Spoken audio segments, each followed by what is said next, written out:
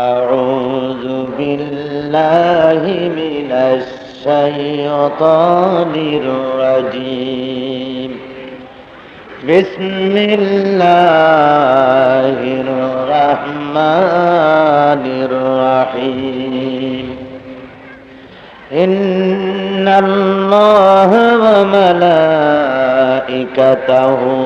يصلون على النبي يا أيها الذين آمنوا صلوا عليه وسلموا تسليما. صلى الله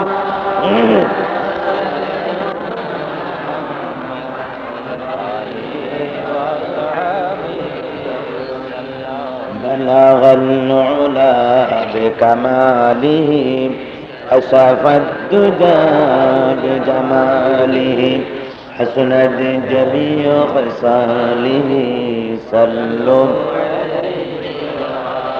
সবাই পড়েন মহব্বতের সাথে। بلغ العلا بكماله كشف الدجى بجماله حسنت جميع خصاله صلوا عليه. نسینا جانب بطحا گزر کن زاحوالم محمد را خبر کن. بلغ العلا بکماله کشف الدجى بجماله حسنت جميع خصاله صلوا. मुझे कुछ मिले या न मिले मोहम्मद मिले यानी वो शय जिसे अल्लाह मिले. बलगल उला बिकमालिही कशफत दुजा बिजमालिही हसनत जमीउ खसालिही सल्लो.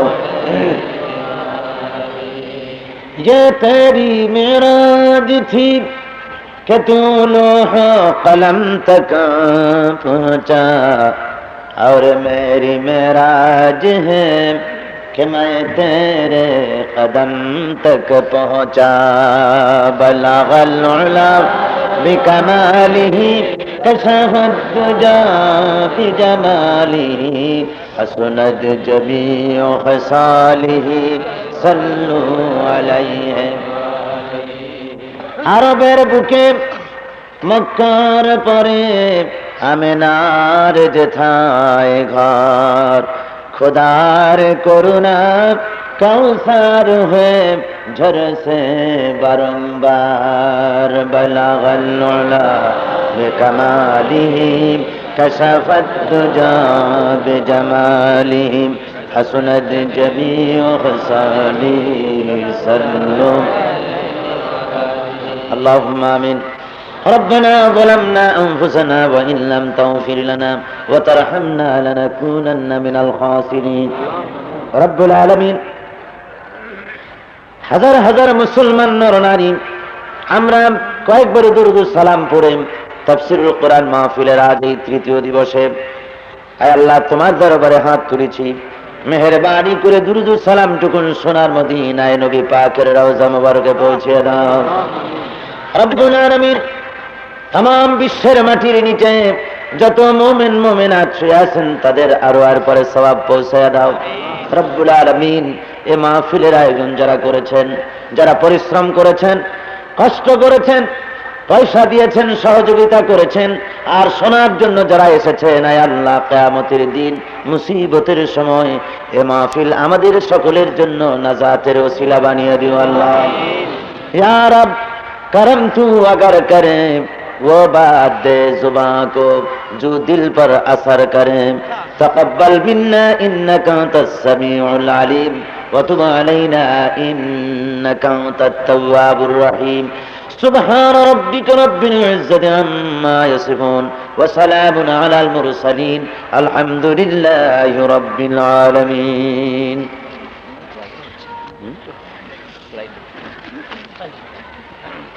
मोहतरम जनाब साहिब सदर कदर गरामी वाजिबुल एहतराम मुजाहिद मिल्लत शेखुल हदीस अल्लामा हजरत मौलाना शाह अब्दुल जब्बार साहेब पीर साहेब क़िबला बैतुशर्फ दामत बरकातुहुमुल आलिया, हजरात उलमाए किराम, সম্মানিত সুধী মণ্ডলী, উপস্থিত আমার দিনদার ইমানদার মুসলমান ভাইরা, পর্দার আড়ালের মা ও বোনেরা, আসসালামু আলাইকুম ওয়া রাহমাতুল্লাহি ওয়া বারাকাতুহু। মহান আল্লাহ রাব্বুল আলামিনের দরবারে শুকরগুজার হচ্ছি, কালেমাত শুকর আদায় করছি যে মহান আল্লাহ চট্টগ্রাম ইসলামী সমাজ কল্যাণ পরিষদ কর্তৃক আয়োজিত ঐতিহাসিক তাফসীরুল কোরআন মাহফিলের আজকের এই তৃতীয় দিবসে আমাদের হাজির হওয়ার তৌফিক দান করলেন। সেই আল্লাহর দরবারে আমরা শুকরিয়া আদায় করছি। সবাই পড়ুন আলহামদুলিল্লাহ। তাফসীরের মাহফিলে আসতে পেরে আপনারা খুশি না বেজার? অল্প না বেশি? মহব্বতের সাথে সেই বেশি খুশির ইজহার স্বরূপ জোরে সোরে সমস্বরে একযোগে সবাই আপনারা শুকরিয়া আদায় করুন। সবাই পড়েন আলহামদুলিল্লাহ। মোহতারাম সভাপতি সাহেব তিনি আমাকে নোট দিলেন, লোকেরা জায়গা না পেয়ে বহু লোক দাঁড়িয়ে আছেন, তো কি করা যাবে? আপনারা গতকালকের মতো একটুখানি চেপে বসে অন্যকে যদি জায়গা করে দেন, দাঁড়াবেন না কেউ, খবরদার। কোরআন শরীফের মধ্যে আল্লাহ রাব্বুল আলামিন বলেছেন, তোমাদেরকে যখন অন্য ভাইয়ের জন্য জায়গা খালি করে দিতে বলা হয়, তখন নিজেদের জায়গা ছোট করে অন্যের জন্য জায়গা করে দাও, তাহলে আল্লাহ রাব্বুল আলামিন বেহেশতের ভিতরে তোমাদের জায়গা প্রশস্ত করে দিবেন। জোরে কোন সুবহানাল্লাহ। বসা অবস্থায় সবাই সামনের দিকে এগিয়ে আসেন আর মহব্বতের সাথে একটুখানি জিকির করেন সেই ফাঁকে, লা ইলাহা ইল্লাল্লাহ, লা ইলাহা ইল্লাল্লাহ, লা ইলাহা ইল্লাল্লাহ।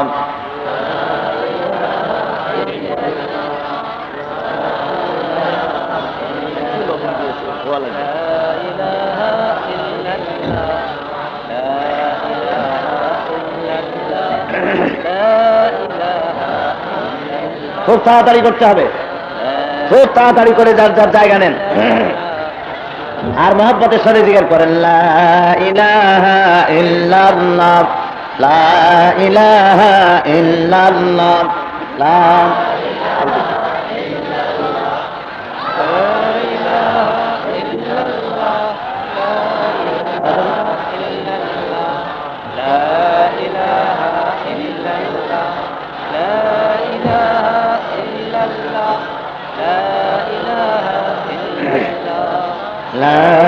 ইলাহা ইল্লাল্লাহু মুহাম্মাদুর রাসূলুল্লাহ।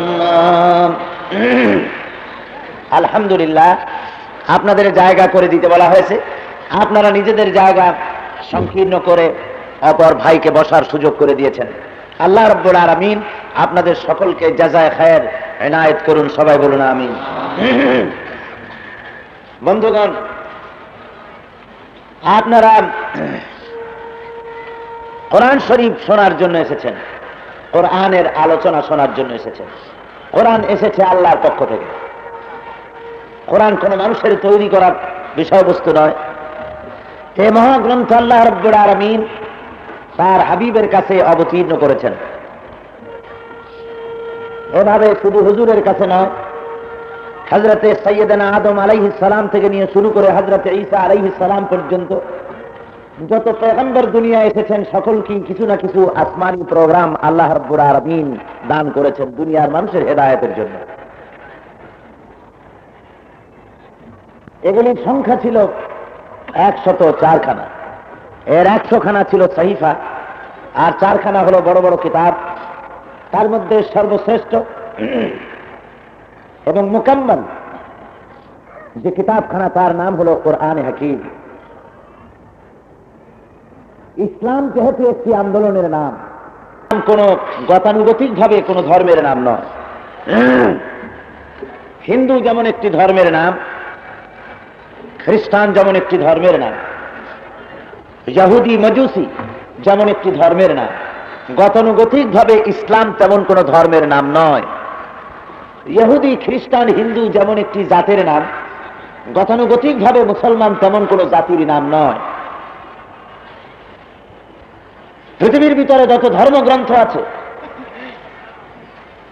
বেদ, বাইবেল, জিন্দা বিস্তার, ত্রিপিটক, গ্রন্থ সাহেব, মহাভারত, কল্কি পুরাণ, যুগবেদ, অথর্ববেদ,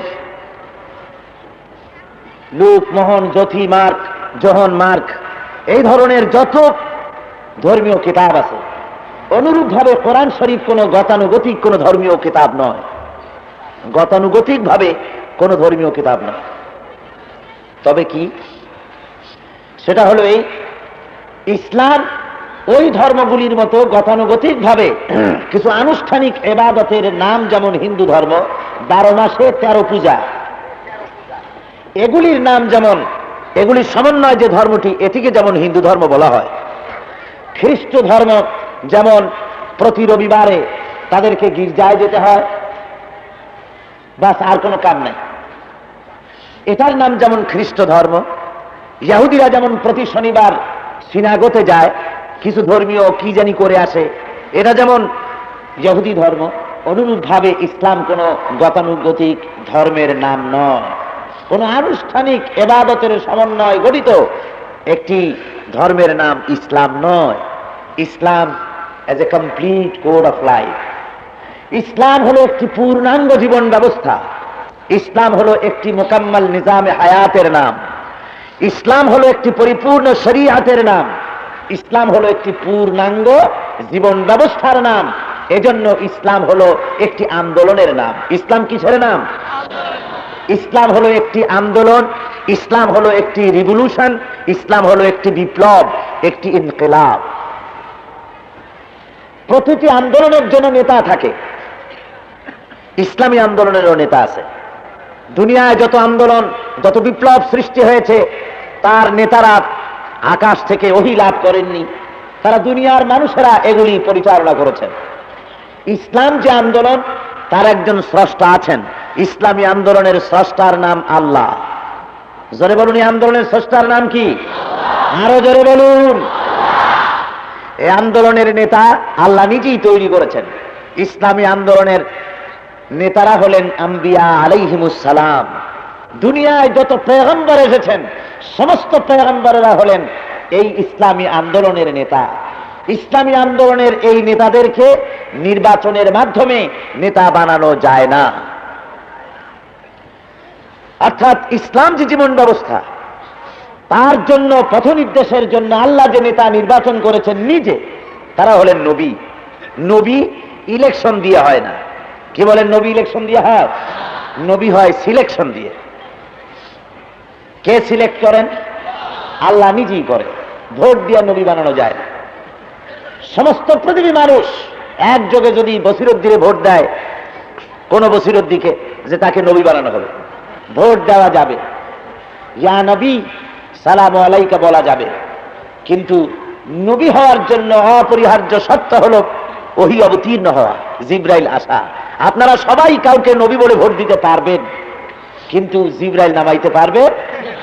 ওহী নামাতে পারবেন না। কাজী এটা মানুষের জন্য দুঃসাধ্য ব্যাপার। এই নেতা নির্বাচন স্বয়ং আল্লাহ রাব্বুল আলামিন নিজে করেন। সুতরাং ইসলাম হলো এক আন্দোলনের নাম, নেতারা হলেন আম্বিয়া আলাইহিমুস সালাম। এখন এই আন্দোলন পরিচালনা করতে হবে দুনিয়ার মানুষের মাধ্যমে, মানুষের কাছে আন্দোলন চালাতে হবে।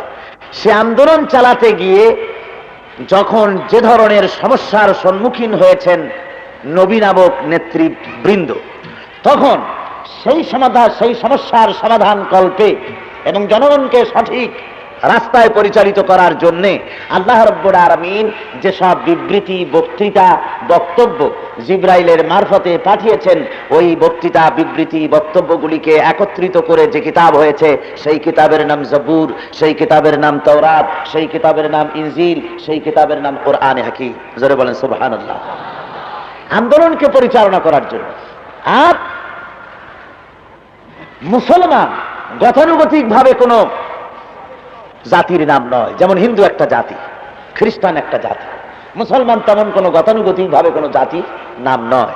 মুসলমান হলো সেই ফৌজ, সেই সেনাবাহিনী, সেই সৈন্যদের নাম যারা নাকি আল্লাহর দেওয়া ইসলামী আন্দোলনকে কোরআন অনুযায়ী, রসুলের দেখা পথ অনুযায়ী ব্যক্তিতে, পরিবারে, সমাজে ও রাষ্ট্রে প্রতিষ্ঠার জন্য দিন রাত, জন্ম থেকে শুরু করে মৃত্যু পর্যন্ত সংগ্রামে লিপ্ত থাকে যে জাত, সেই জাতের নাম মুসলমান। সেই জাতের নাম কি? মুসলমান। শুধু সেজদা দিয়া, শুধু তাহাজ্জুদের নামাজ পড়ে, শুধু বছরের জীবনের ভেতরে একবার হজ করে ইসলামের দায়িত্ব পালন করা যায় না, সঠিকভাবে মুসলমান হওয়া যায় না, যতক্ষণ পর্যন্ত জীবনের সকল ক্ষেত্রে আল্লাহর দেওয়া বিধানের জন্য প্রচেষ্টা করা না যায়, পরিপূর্ণ মুসলমান হওয়া যায় না দুনিয়ায়। এই জন্য আজকে কথা উঠেছে ধর্ম আর রাজনীতি হলো আলাদা। এই দুটো জিনিস এক নয়। আমিও বলি, অনেকে বলেন এ কথা, নেতৃবর্গ, বিভিন্ন সেকুলার লিডাররা তারা বলেন যে পবিত্র ধর্মকে রাজনীতিতে ব্যবহার করতে দেওয়া হবে না, ধর্ম আর রাজনীতি আলাদা জিনিস। আমিও বলি ধর্ম আর রাজনীতি আলাদা জিনিস, এক না। কোন ধর্ম? যেই ধর্ম ক্লেম করে না যে আমি রাজনীতি করতে পারি, সেই ধর্ম।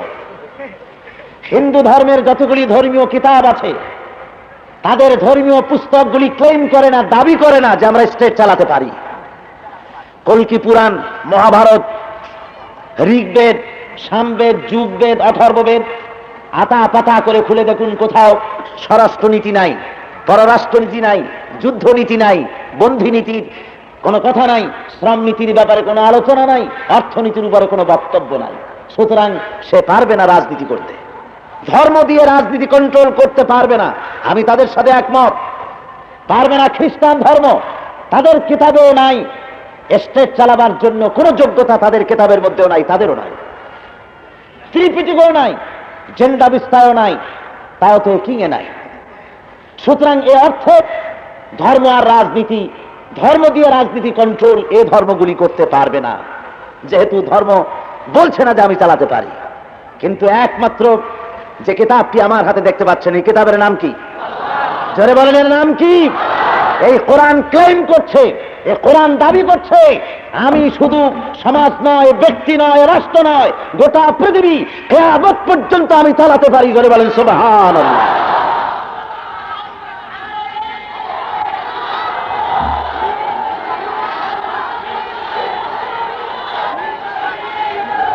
কোরআন শরীফ, কোরআন শরীফ তাকে আপনি খুলে দেখুন, সূরা ফাতিহা থেকে সূরা নাস পর্যন্ত পড়ুন। আমার বক্তব্য সঠিক কিনা আপনি প্রমাণ করুন। আপনার নিজের মুখের ভেতরও একটা জিহ্বা আছে, পরের মুখে, পরের জিহ্বা দিয়ে টেস্ট করে আপনি কিছুই অনুমান করতে পারবেন না। ঝাল লাগলে সে মিঠা বলবে, মিঠা লাগলে সে টক বলবে, টক লাগলে তিতা বলবে। আপনারও তো একটা জিহ্বা আছে, নিজের জিহ্বা দিয়ে টেস্ট করুন। কোন নেতা একজন আসা মঞ্চের উপরে দাঁড়াইয়া রবীন্দ্র মার্কা চাদর ঝুলিয়ে, নেহেরু মার্কা কোট লাগাইয়া, আশুতোষ মুখার্জি মার্কা গোপ চড়াইয়া মঞ্চে দাঁড়িয়ে বললেন, ভাইয়ের আমার, বোনের আমার, ধর্ম আর রাজনীতি এক জিনিস না। আরে বেটা, তুই কে? তুমি কে কথা বলা? ধর্মের তুমি কি জানো? তুমি কি কোরআন পড়েছ? তুমি কি হাদিস পড়েছ? ধর্ম আর রাজনীতি এক নয়, একথা বলার অধিকার তোমাকে কে দিল? সুতরাং আগে কোরআন পড়তে হবে, কোরআনকে আগে পড়তে হবে, বুঝতে হবে। আপনারা কোরআন খুলুন, খুলে দেখুন, পড়ুন, কোরআনে আছে কি নাই। কোরআন শরীফ সূরা ফাতিহা থেকে নাস পর্যন্ত পড়ে যান। মানুষের জীবনের এমন কোন সমস্যাই নাই যে সমস্যার সমাধান কোরআনে তাকে আল্লাহ রাব্বুল আলামিন করেন নাই। জোরে বলেন সুবহানাল্লাহ। সব কথা কোরআন শরীফে বলে দেওয়া হয়েছে। জোরে কান সুবহানাল্লাহ। কোরআন শরীফের মধ্যে আমার সেদিন প্রোগ্রাম হয়েছিল এই রবিউল আউয়াল মাসের 11 অথবা 10 তারিখে, তারিখটা মনে নাই। আমার এক প্রোগ্রাম হলো সেন্ট্রাল ল কলেজ ঢাকা। আইনজীবীরা ছিলেন সেখানে, শিক্ষক ছাত্ররা। আমি সেখানে আলোচনার এক পর্যায়ে গিয়ে বললাম, বুদ্ধিজীবী ভাইয়েরা, আইনজীবী ভাইয়েরা, বাংলাদেশের রাজধানী ঢাকার হাইকোর্টের সামনে একটি প্রতীক ঝুলানো আছে। পথচারীরা সবসময় সে প্রতীককে দেখতে পায়। ওই প্রতীকটার নাম কি বলতে পারেন? মিজান। আর সোজা কথায় বাংলায় কি? দাড়িপাল্লা। এটা কেন টানানো হয়েছে? কারণ হলো, এটা হলো ন্যায় বিচারের, আদাল ও ইনসাফের প্রতীক। ন্যায় বিচার, সোশ্যাল জাস্টিস, সামাজিক সুবিচার, ন্যায় নীতি ভিত্তিক ইনসাফের প্রতীক এটা। আমি জিজ্ঞেস করলাম, আইনজীবী ভাইয়েরা বলুন, যে হাইকোর্টের সামনে এই প্রতীক লাগা রয়েছে, সেই হাইকোর্ট থেকে যত বিচার করা হয় তা কি ন্যায় নীতি ভিত্তিক হয়, ইনসাফ ভিত্তিক হয়? আপনাদের কাছে জিজ্ঞাইনি, ওইখানের রেফারেন্স টানতেছি। ওনারা, আমি জানি আপনারা অত্যন্ত সেন্সিটিভ শ্রোতা। যখন আমি তাদের জিজ্ঞেস করলাম, ওনারা কিন্তু আপনাদের মতো এত তাড়াতাড়ি জবাব দিলেন না, যেহেতু ওনারা হলেন বুদ্ধিজীবী। ওনারা খামোশ রইলেন। আমি বললাম, জবাব আমি দেই। আমি বলছি, প্রতীক টানাই রাখা হয়েছে ঠিকই, এটা একটি প্রহসন। বাংলাদেশের হাইকোর্ট, সুপ্রিম কোর্ট জনগণের জন্য ইনসাফ ভিত্তিক বিচার করতে পারে না, সমান বিচার, ন্যায় বিচার করতে পারে না। তার কারণ হলো, আমার দেশের আদালত, কোর্ট, কাছারি, হাইকোর্ট, সুপ্রিম কোর্ট যে আদর্শ, যে আইন দিয়ে বিচার করে, সে আইন আল্লাহর আইন নয়। সে আইন হলো মানুষের তৈরি করা, সে আইন হলো ব্রিটিশের তৈরি করা। ব্রিটিশের তৈরি করা আইন, বাংলাদেশ গভর্নমেন্টের তৈরি করা আইন, তাই দিয়ে বিচার হয়। বিচার মানুষের কাছে, সেই বিচার সমানভাবে তারা ইনসাফ ভিত্তিক, তারা সুবিচার পায় না। কি রকম? আমি প্রমাণ দিলাম, ছোট্ট একটা দৃষ্টান্ত দিলাম হাত পাও ভাঙ্গার ব্যাপারে। বলেছি, যদি কারণ নাক ভেঙে দেয় কেউ, সলিমউদ্দির একটি নাক ভেঙেছে বসিরউদ্দিন নামক এক ব্যক্তি। আমার দেশের কোর্টে কেস দায়ের করা হলো। সলিমউদ্দির নাক ভাঙার কারণে যখন প্রমাণিত হয়েছে নাক সে ভেঙেছে, এই কারণে government, Bangladesh penal code, Bangladesh judicial law, ফৌজদারি দণ্ডবিধি কিতাব খুলে তারা বললেন যে আমাদের কিতাবে পাওয়া যায় বসিরউদ্দিন সলিমউদ্দিন নাক ভেঙেছে, সুতরাং এই অপরাধে 6 মাসের জেল আর 1000 টাকা জরিমানা।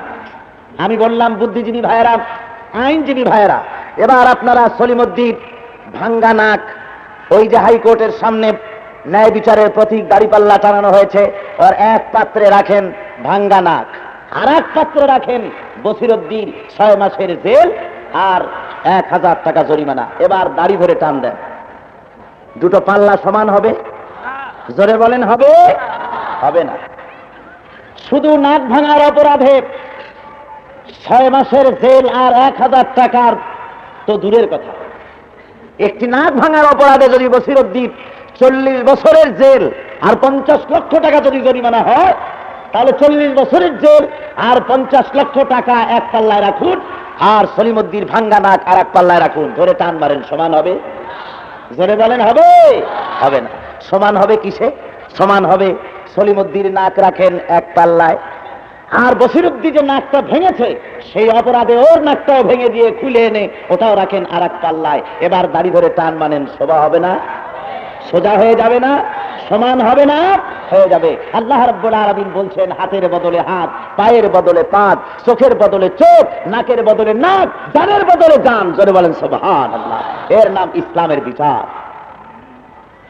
কোরআন শরীফ বিচার ব্যবস্থা সম্পর্কে, নারীদের সম্ভ্রম ইজ্জতের সম্পর্কে, শ্রমিকদের ব্যাপারে, গরিব দুস্থ আর্ত মানবতার ব্যাপারে না বলেছে এমন কোনো কথা নাই।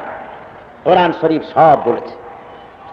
বন্ধুগণ, এই জন্য আমি বলে থাকি, কোরআন শরীফ যদি হতো একটি তাবিজের কিতাব, কোরআন শরীফ যদি হতো শুধুমাত্র একটি সব কামাই করার কিতাব, তাহলে সাহাবায়ে কেরামদের জীবন দিতে হতো না, পয়গম্বরদের রক্ত দিতে হতো না, হুজুরের দান্দার মোবারক শহীদ করার কোনো প্রশ্ন উঠতো না। বলেন ঠিক কিনা?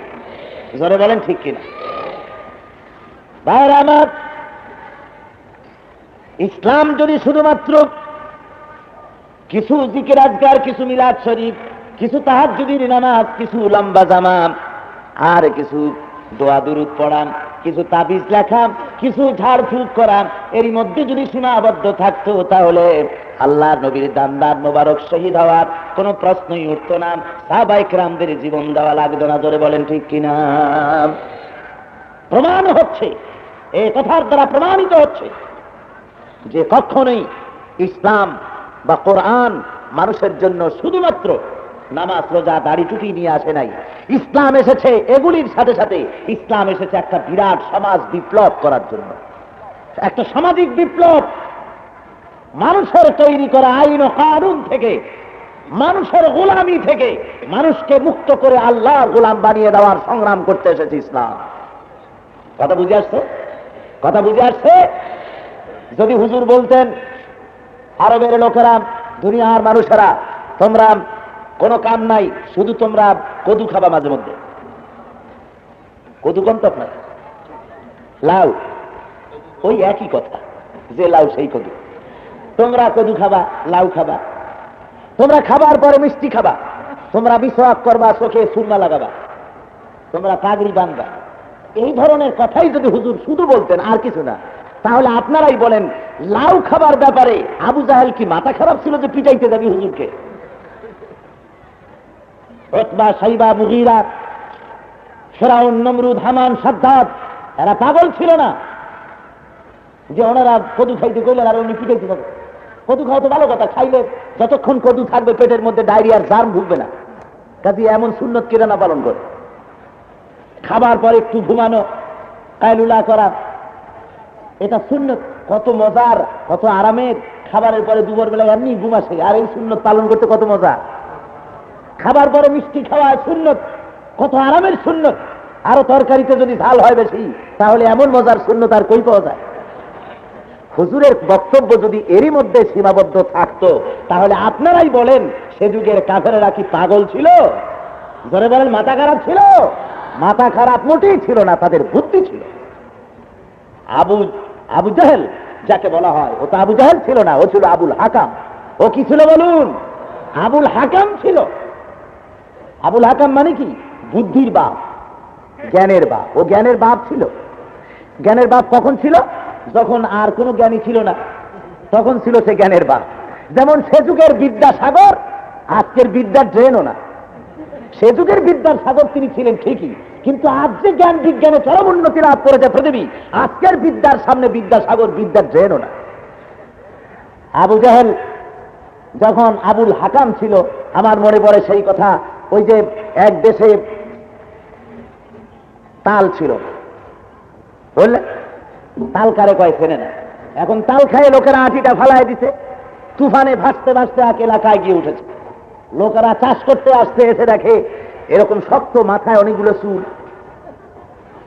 জিনিসটা এটা কি আল্লাহর গজব না লানাত, না কোনো বিপদ, না কোনো মুসিবত? জিনিসটা কি? হয়রান হয়ে গেছে। সমস্ত লোক এসে জড়ো হয়েছে। তারা বলল, কোনো উপায় নাই, সবাই কান্দো আল্লাহর কাছে, এই গজব থেকে মাপ চাও। এমন চুলওয়ালা জিনিস তো জীবনে দেখি নাই। চুল আছে, আবার একটা সাদা কি জানি বাইর হয়েছে এক পাশ দিয়ে। জিনিসটা কি? বললো যে আমাদের মাতব্বর যে আমাদের সবসময় বিপদে মুসিবতে বুদ্ধি দেয়, তারা ডেকে আনে। তো সবচেয়ে বুদ্ধিমান ব্যক্তি গ্রামের মধ্যে বুড়া হয়ে গেছে, তাকে নিয়ে আসছে। এসে অনেক সময় জিনিসটা দেখলো, দেখে প্রথমে কানলো, তারপরে হাসলো। লোকেরা কয় যে হুজুর একাই হাসলেন, একাই কানলেন, আমরা তো কিছু বুঝলামই না কপালের সাথে। কয় যে দেখো, হাসলাম এই জন্য যে এই সামান্য জিনিস, তাই তোমরা বুঝলা না, আমি মরে গেলে তোমাদের দশাটা কি হবে। আর কান্তিছি এই লজ্জায় যে আমিও চিনি না এই জিনিসটা কি। বন্ধুগণ, ওই যুগে আবু জাহেল ছিল এইরকম বুদ্ধিমান, বুদ্ধির বাপ। কিন্তু ওহির জ্ঞান যখন এলো, আল্লাহর নবীর উপরে যখন আসল জ্ঞান এলো, আসল জ্ঞানের উৎস হলেন আল্লাহ রাব্বুল আলামিন। আসল জ্ঞানের উৎস, ওখান থেকে জ্ঞান চলে এলো জিবরাইলের মারফতে। আল্লাহ রাব্বুল আলামিন বলছেন, ওয়ামা ইয়ানতিকু আনিল হাওয়া ইন হুয়া ইল্লা ওয়াহয়ুন ইউহা। আমার নবী নফসকে অনুসরণ করে, নফসকে অনুবর্তন করে তিনি কোনো কথা বলেন না। তিনি যা বলেন সবগুলি ওহী, আমি যা বলতে বলি তাই তিনি বলেন। তিনি আন্দাজে মনকে অনুসরণ করে, প্রবৃত্তিকে, নফসকে অনুসরণ করে কথা বলে না। জোরে বলেন সুবহানাল্লাহ। ওই জ্ঞান আল্লাহ রাব্বুল আলামিন তাকে দিলেন। সেই জ্ঞানের সমষ্টি হলো কোরআন। কোরআন তাবিজের জন্য আসে নাই, তদবীরের জন্য আসে নাই। কোরআন এসেছে সমাজ বিপ্লব করার জন্য, মানুষকে, মানুষের তৈরি করা অর্থনৈতিক গোলামি, রাজনৈতিক গোলামি থেকে মুক্ত করে মানুষকে আল্লাহর গোলাম বানাবার জন্য, আর কোন উদ্দেশ্য না। মানুষ সৃষ্টি করেছেন কে? জোরে বলেন কে? সুতরাং গোলাম হবে একমাত্র সে মানুষ আল্লাহ। আমি বলে থাকি বন্ধুগণ, এই পৃথিবীর মধ্যে যত ইতর প্রাণী আছে, আমরা দেখি একটা ইতর প্রাণী আর একটা ইতর প্রাণীর আইন মানে না। জোরে বলেন মানে? এ দুনিয়া একটা গাধা আর একটা গাধার আইন মানে? কোনদিন দেখছেন? এই পৃথিবীর বুকে কোন একটা গরু আর একটা গরুর আইন মানে? ভাদ্র আশ্বিন মাসে বা আষাঢ় শ্রাবণ মাসের নতুন পানি পেয়ে ড্রেনের মধ্যে ব্যাঙেরা গ্যাঙর গ্যাং করে ডাকতে থাকে। বড় একটি ব্যাঙ সে দাঁড়িয়ে বলল, ভাইয়ের আমার, বোনের আমার, আমার যত ব্যাঙের গোষ্ঠী আছে, খবরদার, আমি একাই আমার গলার আওয়াজকে সপ্তমে তুলে আমি একাই চিৎকার মারব, তোমরা কেউ ডাকাডাকি করতে পারবে না। এই ভয়তে, নেতার ভয়তে সব ব্যাঙগুলি চুপসে গেল, আর কেউ ডাকাডাকি করে নেই। এমনকি হয়েছে কখনো? হয়েছে কখনো? তাহলে কি বুঝলাম? বুঝলাম এই যে সাধারণ ছোট্ট একটি ইতর প্রাণী ব্যাঙও আর একটা ব্যাঙের আইন মানে না, একটা পশু আর একটা পশুর আইন মানে না। ও মুসলমান, তোমাদের হলো কি? ইতর প্রাণীর যে কমন সেন্স আছে, সেই কমন সেন্স আজকের যুগের মুসলমানরা কি হারাতে বসেছে? তোমরা কি করে দুনিয়ার বুকে পশু পশুর আইন মানে না, মানুষ কেন আর একটা মানুষের আইন মানতে যাবে? মানুষ এক সম্মানিত সৃষ্টি, আল্লাহর জমিনে সর্বশ্রেষ্ঠ সৃষ্টি। তুমি মানুষ হয়ে আর একটা মানুষের কথার তলে, আর একটা মানুষের দফা 14 দফা, 40 দফা, 2000 দফা, কতগুলা দফা বানায় নিয়ে আসলো। বলল বন্ধুগণ, বিদেশি না, দেশীয় আমলকি, হরিতকি, বহেরা, গাছগাছরা দিয়া, শিকড় ফলমূল দিয়া, দেশীয় গাছগাছরা দিয়া আমি বৈজ্ঞানিক কায়দায় 6 মাসতন্ত্রের গুলি বানাই আনছি। স্বর্ণগঠিত মকরধ্বজ, একবার খাইলি শ্রমিকরা স্বর্গে বাস করবে, আর জনগণ তো না খাইয়ে মরবেই না। বিরাট বিরাট রেলগাড়ির চাকার মতো করে জিলাপি বানায় দেবো, বড় বড় মটকির মতো রসগোল্লা বানায় দেবো, খাইতে গিয়ে সিটুই হা করে থাকবে। বললেন, আর বলে কি, এবার যদি ক্ষমতায় যেতে পারি, না খাইয়া কেউ মরবে না। কি যে খাইয়া মরবে তাও কয় না। পোলাও খাইয়া মরবে না বিরিয়ানি খেয়ে মরবে, কি খেয়ে মরবে? আসল কথার হাকিকত হলো এই যে আমরা যদি এবার যেতে পারি, তাহলে গুলি খাইয়া হোক, বিষ খাইয়া হোক, কিছু না কিছু খেয়ে মরতে হবে। একেবারে খালি পেটে মরতে দেওয়া হবে না। খালি পেটে মরলে পরে গ্যাস্ট্রিক হওয়ার সম্ভাবনা। মুসলমান, এই ফাঁকি দিচ্ছে আজকের দুনিয়ার সেকুলার নেতৃবৃন্দ, আজকের দুনিয়ার সোশ্যালিস্ট নেতৃবৃন্দ, গোটা দুনিয়াকে ফাঁকি দিচ্ছে। পুঁজিবাদ আর সমাজবাদ দুই প্রান্তিকে দাঁড়িয়ে আছে, তারা দুই চরম প্রান্তে দাঁড়ানো। পুঁজিবাদী শোষণ গোটা পৃথিবীর জন্য জঘন্যতম শোষণ, দুনিয়ার মানুষকে শোষণ করে শেষ করে দিয়েছে পুঁজিবাদ। আর সমাজবাদও দুনিয়ার মানুষকে, শ্রমিকদেরকে স্বর্গে বাস করাবে বলে এই কথা, এই মিষ্টি বুলি দিয়ে জনগণের যথা সর্বস্ব লুণ্ঠন করে তারা নিজেরা কতক জনে ভোগ করে, আর গোটা সমাজের মানুষকে জেলের কয়েদি বানায় দেয়, একখানা রুটির জন্য কুকুরে পরিণত করে দেয়। মানুষ শুধু রুটি খাওয়ার জন্য দুনিয়া আসে নাই, তাই এরা আত্মার খোঁজ রাখে না। এরা তো শুধু চাঁদকে দেখে একখানা ঝলসানো রুটির মতো। এদের কাছ থেকে আত্মা বিবর্জিত। মানুষ কোন পশু নয়, মানুষ হলো সম্মানিত জীব, আত্মার সমন্বয় সম্মানিত জীব। পেটও আছে, আত্মাও আছে। সুতরাং দুই প্রান্তে দুটি দাঁড়ানো, ওদিকে সমাজবাদ, এদিকে পুঁজিবাদ। এই দুই চরম পথের মাঝখান থেকে ভারসাম্যমূলক যে মতবাদ পৃথিবীর বুকে আল্লাহ রাব্বুল আলামিন দিয়েছেন তার নাম ইসলাম। তার নাম কি? ইসলাম। সেই ইসলামী জীবন ব্যবস্থা প্রতিষ্ঠার লক্ষ্যে যদি তা প্রতিষ্ঠা হয়ে যায়, জনগণ না খাইয়া মরবে না। এটা আল্লাহর ওয়াদা। নেতারা যতই ওয়াদা করুক, সে ওয়াদা কখনো কার্যকরী হয় না, আল্লাহর ওয়াদা কার্যকরী হয়, ঠিক না? সুতরাং সেই কোরআনের আইনকে কার্যকরী করার জন্য আসুন আমরা কোরআন থেকে আলোচনা শুনি। কোরআন শরীফ থেকে আলোচনা শুনলে পরে আমরা বুঝতে পারবো এই ইসলাম কোরআন দুনিয়ার বুকে শুধুমাত্র তাবিজ ঝাড় ফুকের জন্য আসেনি, এসেছে দিন প্রতিষ্ঠার জন্য। আর তা প্রতিষ্ঠা হতে পারবে না যতক্ষণ পর্যন্ত মুসলমানেরা নিবেদিত প্রাণ হয়ে জান মাল সকল কিছু কোরবানি করার জন্য প্রস্তুতি গ্রহণ না করবে, ততক্ষণ পর্যন্ত দিন প্রতিষ্ঠা হবে। আসুন কোরআন থেকেই আলোচনা করি। গতকালকের মতো বা প্রতিদিনের মতো আপনারা আমার সাথে পানাহ চাই। পরম করুণাময় আল্লাহ রাব্বুল আলামিনের নামে শুরু করা যাচ্ছে। সূরা ইয়াসিন দ্বিতীয় রুকুর কয়েকটি আয়াত আপনাদের সামনে আলোচনা করা গিয়েছে, বাকি আয়াত আপনাদের সামনে আজকে আলোচনা করা হবে। গতকালকে শাফায়াতের ব্যাপারে, সুপারিশের ব্যাপারে আমি কথা বলতেছিলাম, মনে আছেন আপনাদের? কিয়ামতের দিন সুপারিশ করতে আল্লাহ যাদেরকে অনুমতি দিবেন তারা ছাড়া কেউ সুপারিশ করতে পারবে না। সুপারিশের ব্যাপারটা অত্যন্ত কড়াকড়ি করেছেন আল্লাহ রাব্বুল আলামিন, কিয়ামতে খুব কড়াকড়ি সুপারিশের উপর। তার কারণ কি? তার কারণ হলো এই, কিয়ামতের দিন যত বড় পয়গম্বর হোক, যত বড় মালায়েকায়ে মুকাররাব হোক, যত বড় বুজুর্গ ব্যক্তি হন না কেন, তিনি তো জানেন না ব্যক্তিটি সম্পর্কে যে তার আমলটি কেমন ছিল। কথা বুঝতে পেরেছে? লোকটি কত লোকের হক মেরেছে, জেনা ব্যভিচার করেছে কিনা, তারপরে মানুষের হক, গভর্নমেন্টের হক নষ্ট করেছে কিনা, তারপরে চুরি ডাকাতি হত্যা কত কিছু করেছে, এগুলি তো আল্লাহ ছাড়া কারো জানার কথা না। কি বলেন, ঠিক না? এই জন্য কেউ একজন কারো সম্পর্কে সুপারিশ করলো আর আল্লাহ অমনি সেই সুপারিশ গ্রহণ করবেন, এটা হতে পারে না। এটা বিচার, সুষ্ঠু বিচারের হক পুরা করে না। আপনারা নিজেরাই বোঝেন, যদি একটা অফিসের, ধরুন কোন একটা ডিস্ট্রিক্টের প্রশাসক, ডিসি অথবা কোনো মন্ত্রী পাইকারি দরে যদি সুপারিশ রক্ষা করা শুরু করে দেয়, তার ভাইগনা, মামাতো ভাই, খালাতো ভাই, ফুফাতো ভাই মন্ত্রী যখন হয়েছে, পাইকারি দরে শালা সুমন্দি যদ্দুর আছে সবাই বলতেছে আমাদের চাকরি দাও, আমাদের প্রমোশন দাও। একটা অফিসের ছোট্ট একটা বিভাগের কোন কর্মচারী, কোন অফিসারকে যদি পাইকারি দরে সবাই মিলে সুপারিশ করতে থাকে আর সব সুপারিশ যদি সে রক্ষা করতে থাকে, বলেন সেই অফিসটার কাম 12:30 বাজবে না? সে দেশের কাজ সর্বনাশ হয়ে যাবে না? অবশ্যই। সুতরাং আল্লাহ রাব্বুল আলামিন সুপারিশ করলেই শুনবেন না, আর সুপারিশ কেউ করতেও পারবে না যতক্ষণ পর্যন্ত আল্লাহ রাব্বুল আলামিন যাকে নির্দেশ করবেন তুমি এই ব্যক্তির জন্য সুপারিশ করো, সেটাই মাত্র মকবুল হবে। এছাড়া কারো টু শব্দটি করার অধিকার কিয়ামতের ময়দানে থাকবে না।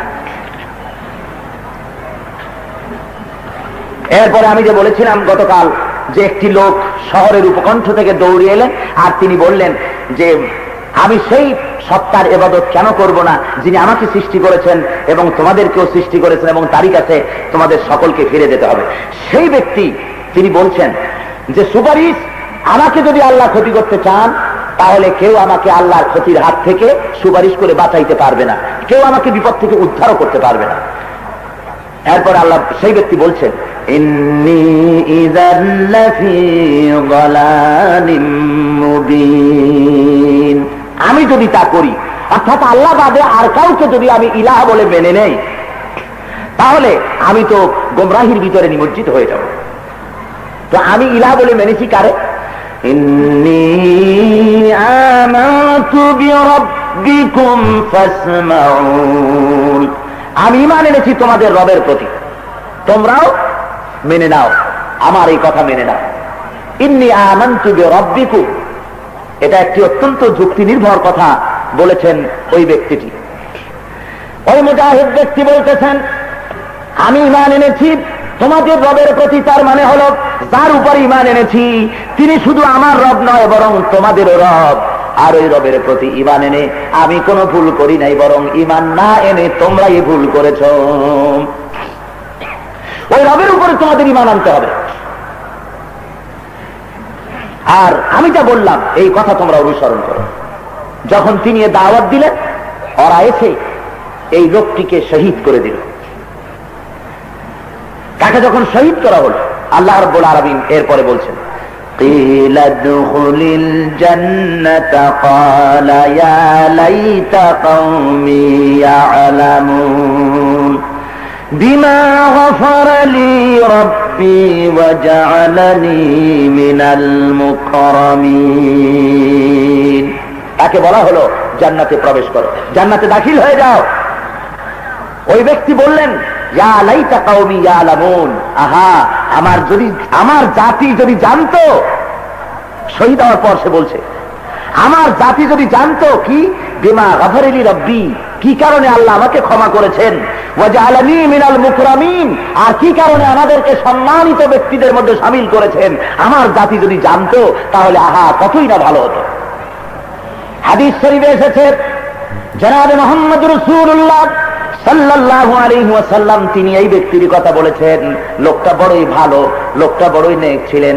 তিনি বেঁচে থেকেও জাতির কল্যাণ কামনা করেছেন, আর শহীদ হয়ে যাওয়ার পরেও জাতির কল্যাণ কামনা করেছেন। জোরে বলেন সুবহানাল্লাহ। বদদোয়া করেন, জাতির জন্য দোয়া করেছে। মরে যাওয়ার পরেও, শহীদ হয়ে যাওয়ার পরেও বলছে, আল্লাহ আমার কওম যদি জানতে পারতো যে কি কারণে আল্লাহ আমাকে মাফ করেছেন, আমাকে মাফ করার একমাত্র কারণ আমি ঈমান এনেছি আমার রবের প্রতি। আর এই রবের প্রতি ঈমান আনলে পরে তাকে শহীদ হওয়ার সাথে সাথে, হাদিস শরীফে এসেছে, লোকটি যখনই শহীদ হয়ে গেল, আল্লাহ রহমতের ফেরেশতা তাকে ইস্তেকবাল করার জন্য সেখানে উপস্থিত ছিলেন। জোরে বলেন সুবহানাল্লাহ। ফেরেশতারা তাকে ইস্তেকবাল করেছে, গরমজোশী ইস্তেকবাল দিয়ে তাকে জান্নাতে পৌঁছিয়েছেন। বলা হয়েছে, কিলা দুখুলিল জান্নাহ, জান্নাতের ভিতরে দাখিল হয়ে যাও, আল্লাহর জান্নাতে প্রবেশ করো। কথা প্রমাণ করছে এটাই যে দিনের দাওয়াত দিতে গেলে বাধা বিপত্তি আসবে। দিনের দাওয়াত যদি হক হয়, বাধা বিপত্তি আসবেই। যার জন্য এভাবে রক্ত দিতে প্রস্তুতি নিতে হবে, প্রস্তুত থাকতে হবে। আর শহীদের মর্যাদা, সুবহানাল্লাহ বিহামদিহি, শহীদের মর্যাদা, শহীদি মওত, এ মওত আল্লাহর জান্নাতের জন্য, এ মওতটা হলো একটা রয়্যাল রোড, এটি হলো একটি রাজপথ বেহেশতে যাওয়া। শহীদি মওত কোন যন্ত্রণাদায়ক মওত নয়। শহীদি মওত পিঁপড়ায় কামড়ানো যন্ত্রণার চাইতে বেশি কিছু নয়। শহীদি মওত হলো এই, শহীদি মওত যখনই হবে কারো নসিব হয়ে যাবে, তার তো মৃত্যু হলো না, বরং এই মওতের সঙ্গে সঙ্গে নতুন এক জীবন লাভ করলো। আর মৃত্যুর সঙ্গে সঙ্গে দিদারে ইলাহি নসিব হয়ে যায়। আল্লাহ রাব্বুল আলামিন খুশি হয়ে যান মুমিন বান্দাদের জন্য যারা শহীদি মওত যাদের হয়। এক হাদিসের ভিতরে এসেছে, শহীদি মওতের তামান্না যার নাই, জিহাদের তামান্না যার নাই, তার মওত হবে মুনাফিকের মওত। জিহাদের তামান্না থাকতে হবে, শহীদের তামান্না থাকতে হবে। ভাইরা আমার, শহীদদের উপর আল্লাহ এত খুশি, শহীদদের এত মর্যাদা রব্বুল আলামিন দান করেন। মানুষ যখন শাহাদাত বরণ করে, আল্লাহ রব্বুল আলামিন তার উপরে এত খুশি হন। হযরতে হানজালার ঘটনা আপনারা জানেন। শাহাদাত বরণ করার পরে হানজালার স্ত্রী এসে বলেন, ইয়া রাসূলুল্লাহ, হানজালা আমার কাছে ছিল, তার উপরে গোসল ফরজ ছিল, তার তা মনে নাই। জিহাদের কথা শুনে উহুদের ময়দানে এসে শাহাদাত বরণ করেছে, তাকে গোসল দিয়ে যেন দাফন করানো হয়। ফেরেশতা এসে বলেন, ইয়া রাসূলুল্লাহ, ইয়া হাবিবাল্লাহ, হানজালার গোসলের ব্যবস্থা দুনিয়ার কোন সাধারণ পানি দিয়ে করার দরকার নাই। হানজালার শাহাদাতে আল্লাহ রাব্বুল আলামিন এত খুশি হয়েছেন, যার জন্য কাউসারের পানি দিয়া, রহমতের তৈরি ফেরেশতা দিয়া রব্বুল আলামিন হানজালার গোসলের বন্দোবস্ত করে দিয়েছেন। এই জন্য হযরত হানজালা কর্তৃক যত হাদিস রিওয়ায়াত করা হয়েছে, বর্ণনা করা হয়েছে, তাতে বলা হয়েছে, ওয়ান হানজালা রাদিয়াল্লাহু তাআলা আনহু গাসিলুল মালায়েকা, যাকে ফেরেশতারা গোসল দিয়েছে। জোরে বলেন সুবহানাল্লাহ। শহীদ হওয়া খুব সাধারণ ব্যাপার নয়। আমাদের দেশে তো শহীদ যার মনে লয় সেই শহীদ। এইটা দেখা দেখি এখন ইন্ডিয়া, ভারত, ওরাও এখন শহীদ বলে আরম্ভ করছে। দিলীপ কুমার শহীদ, তারপরে যতীন্দ্রনাথ শহীদ। খুলনায় একটা সড়ক হয়েছে, সে সড়কের নাম শহীদ স্বপন কুমার সড়ক। যা মনে লয় তাই করতেছে, যেরকম নওজুবিল্লাহ। শহীদ একটি আরবি শব্দ, মর্যাদা সম্পন্ন শব্দ। যে সে শহীদ হতে পারে না। শহীদ হয় তারা যারা নাকি দ্বীনের কারণে, যে দেশে সংখ্যাগরিষ্ঠ মুসলিম জনসাধারণকে তাদের মান ইজ্জত অধিকার আদায়ের জন্য যারা সংগ্রাম করে, দ্বীন প্রতিষ্ঠার জন্য যারা সংগ্রাম করে, এই সংগ্রামে যারা জীবন দেয় তারাই তো শহীদ। আর কোনো কিছু হলো না, দেশে কারফিউ জারি হয়েছে, কুত্তা একটা গুলি খেয়ে বললো, এটাও শহীদ। নাউজুবিল্লাহ মিন যালিক। যেখানে সেখানে এই পবিত্র শব্দ ব্যবহার করা যায় না, এই মর্যাদা সম্পন্ন শব্দ ব্যবহার করা যায় না। আল্লাহর জন্য যারা জীবন দেয় তাদের উপরে আল্লাহ এত খুশি। ফিরআউনের স্ত্রী আসিয়া যখন হযরত মূসা আলাইহিস সালামের প্রতি ঈমান এনেছিলেন, তিনি যখন পড়ে ফেললেন লা ইলাহা ইল্লাল্লাহু মূসা কালিমুল্লাহ, তিনি যখন এটা পড়েছেন, ফিরআউন তার উপর অত্যাচার শুরু করেছিল। ফিরআউন বলল তার সভাসদকে যে আসিয়াকে শাস্তি দাও, সে কেন মূসার উপরে ঈমান আনলো, তক্তার উপরে পেরেক মারতে থাকো, শত শত পেরেক মেরে তারপরে তক্তাটা চিৎ করে দাও। পেরেকগুলো খারাপ হয়ে গেল, লোহাগুলি খারাপ হয়ে গেল। এর উপরে আসিয়াকে শোয়ায় দাও, তারপরে চতুর্দিক থেকে লোহার ডান্ডা দিয়া পিটাও, লোহাগুলি পিঠ থেকে ফুটতে থাকুক। তার চিৎকারের আওয়াজ আমি সিংহাসনে বসে শুনব, যতক্ষণ পর্যন্ত মূসার খোদার প্রতি সে তার ঈমান প্রত্যাহার না করে, ততক্ষণ পর্যন্ত তারে পিটাইতে থাকো। ভাইরা আমার, এইভাবে করে যখন অত্যাচার চলল, এভাবে করে যখন অত্যাচার চলল, লোহাগুলি যখন শরীরের ভিতরে প্রবিষ্ট হতেছে, উপর থেকে পিটান মারতেছে, এই চরম নির্যাতনের ভেতরে আসিয়া ফিরআউনের প্রতি ঈমান আনা তো দূরের কথা, তিনি বারবার কাতরুক্তি করে কোন রকম জান বেরিয়ে যায়। তেমন অবস্থায় বলতেছেন লা ইলাহা ইল্লাল্লাহ, লা ইলাহা ইল্লাল্লাহ, লা ইলাহা ইল্লাল্লাহ। আল্লাহ রাব্বুল আলামিন বলেন, ও ফেরেশতারা, আমার আকাশের দরজাগুলি খুলে দাও, যাতে করে আসিয়া মৃত্যুর আগে আমার জান্নাত দেখে দেখে তার রূহ যেন পরওয়াজ করতে পারে। জোরে কান সুবহানাল্লাহ। শহীদদের জন্য আল্লাহ রাব্বুল আলামিন এই মর্যাদা রেখেছেন। সুতরাং দ্বীন প্রতিষ্ঠা করতে গেলে, দ্বীনের কথা বলতে গেলে বিপদ মুসিবত আসবেই, শাহাদাতের ঝুঁকি নিতে হবে। নিজেকে প্রতিষ্ঠা আর দ্বীন প্রতিষ্ঠা দুইটা একসাথে কোনোদিন হবে না, কোনোদিন হবে না। আমি নিজেও প্রতিষ্ঠিত হব, দ্বীনও প্রতিষ্ঠিত করব, এটা কোন কালে সম্ভব নয়। জীবনের 100% সিকিউরিটি নিয়ে আল্লাহ দ্বীনের আন্দোলন করা চলে না, আর সব চলে। আমাদের অভ্যাসটা হয়েছে বিড়ালের মতো। বিড়ালের অভ্যাস কি জানেন? বিড়াল রৌদ্রে নামবে না, বিড়াল বৃষ্টির ভিতরে নামানো, ওরে পিঠায় ও বৃষ্টিতে নামাইতে পারবেন না, ও কাদার মধ্যে যাবে না। ও থাকবে কোথায়? খাবে কি? খাবে দুধের সবটুকু, ভালো ভালো জিনিস খাবে।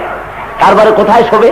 আপনার তোষকের উপরে, লেপ মুড়ি দিয়া, কোল বালিশের পাশে, মাথার বালিশের ফাঁক দিয়া মাথাটা বাইর করিয়া চোখ বুঝিয়া নাক ডাকাইয়া আরামসে ঘুমাইতে থাকবে। আপনি তাকে ঠেলাঠেলি করবেন, একটু নেজ নাড়বে, খুব আরামের বহির প্রকাশে দেখাবে।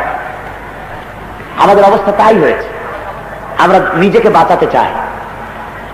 যদি দাওয়াত টাওয়াত বন্ধ হয়ে যায় তাহলে এত হক কথা বলে লাভ দেখি, একটু আস্তে আস্তে কওয়া ভালো। বেশি শত্রু বানায় লাভ নাই। পথে ঘাটে কোথায় ঠ্যাঙ্গা মারবে, কোথায় মারি ফেলবে, তার তো ঠিক নাই। দাওয়াত বন্ধ হয়ে যেতে পারে, জেলও হয়ে যেতে পারে, হাসির মঞ্চ ঝোলা লাগতে পারে। অবিয়া, আপনি আমি মুসলমান হইয়া ইসলাম সম্পর্কে যে ভীতির সৃষ্টি হয়েছে আমাদের মাঝে, যদি এই ভয় থাকতো সাহাবায়ে কেরামদের মধ্যে রিদওয়ানুল্লাহ তাআলা আলাইহিম আজমাইন, যদি তাদের মধ্যে ভয় থাকতো, ইসলামের 12টা বেজে যেত মক্কা, ইসলাম মদিনায় যাইতে পারতো না। জোরে বলেন ঠিক কিনা? জোরে বলেন ঠিক কিনা? আজ কোটি কোটি মুসলমান, তোমাদের কথা বলতে সাহস হয় না। আর সে যুগে আহা, একজন একজন মুসলমান এক এক জায়গায়, পয়গম্বর একা, কেউ নাই। দুই একজন মুসলমান হতেছে। আর অত্যাচারটা কি?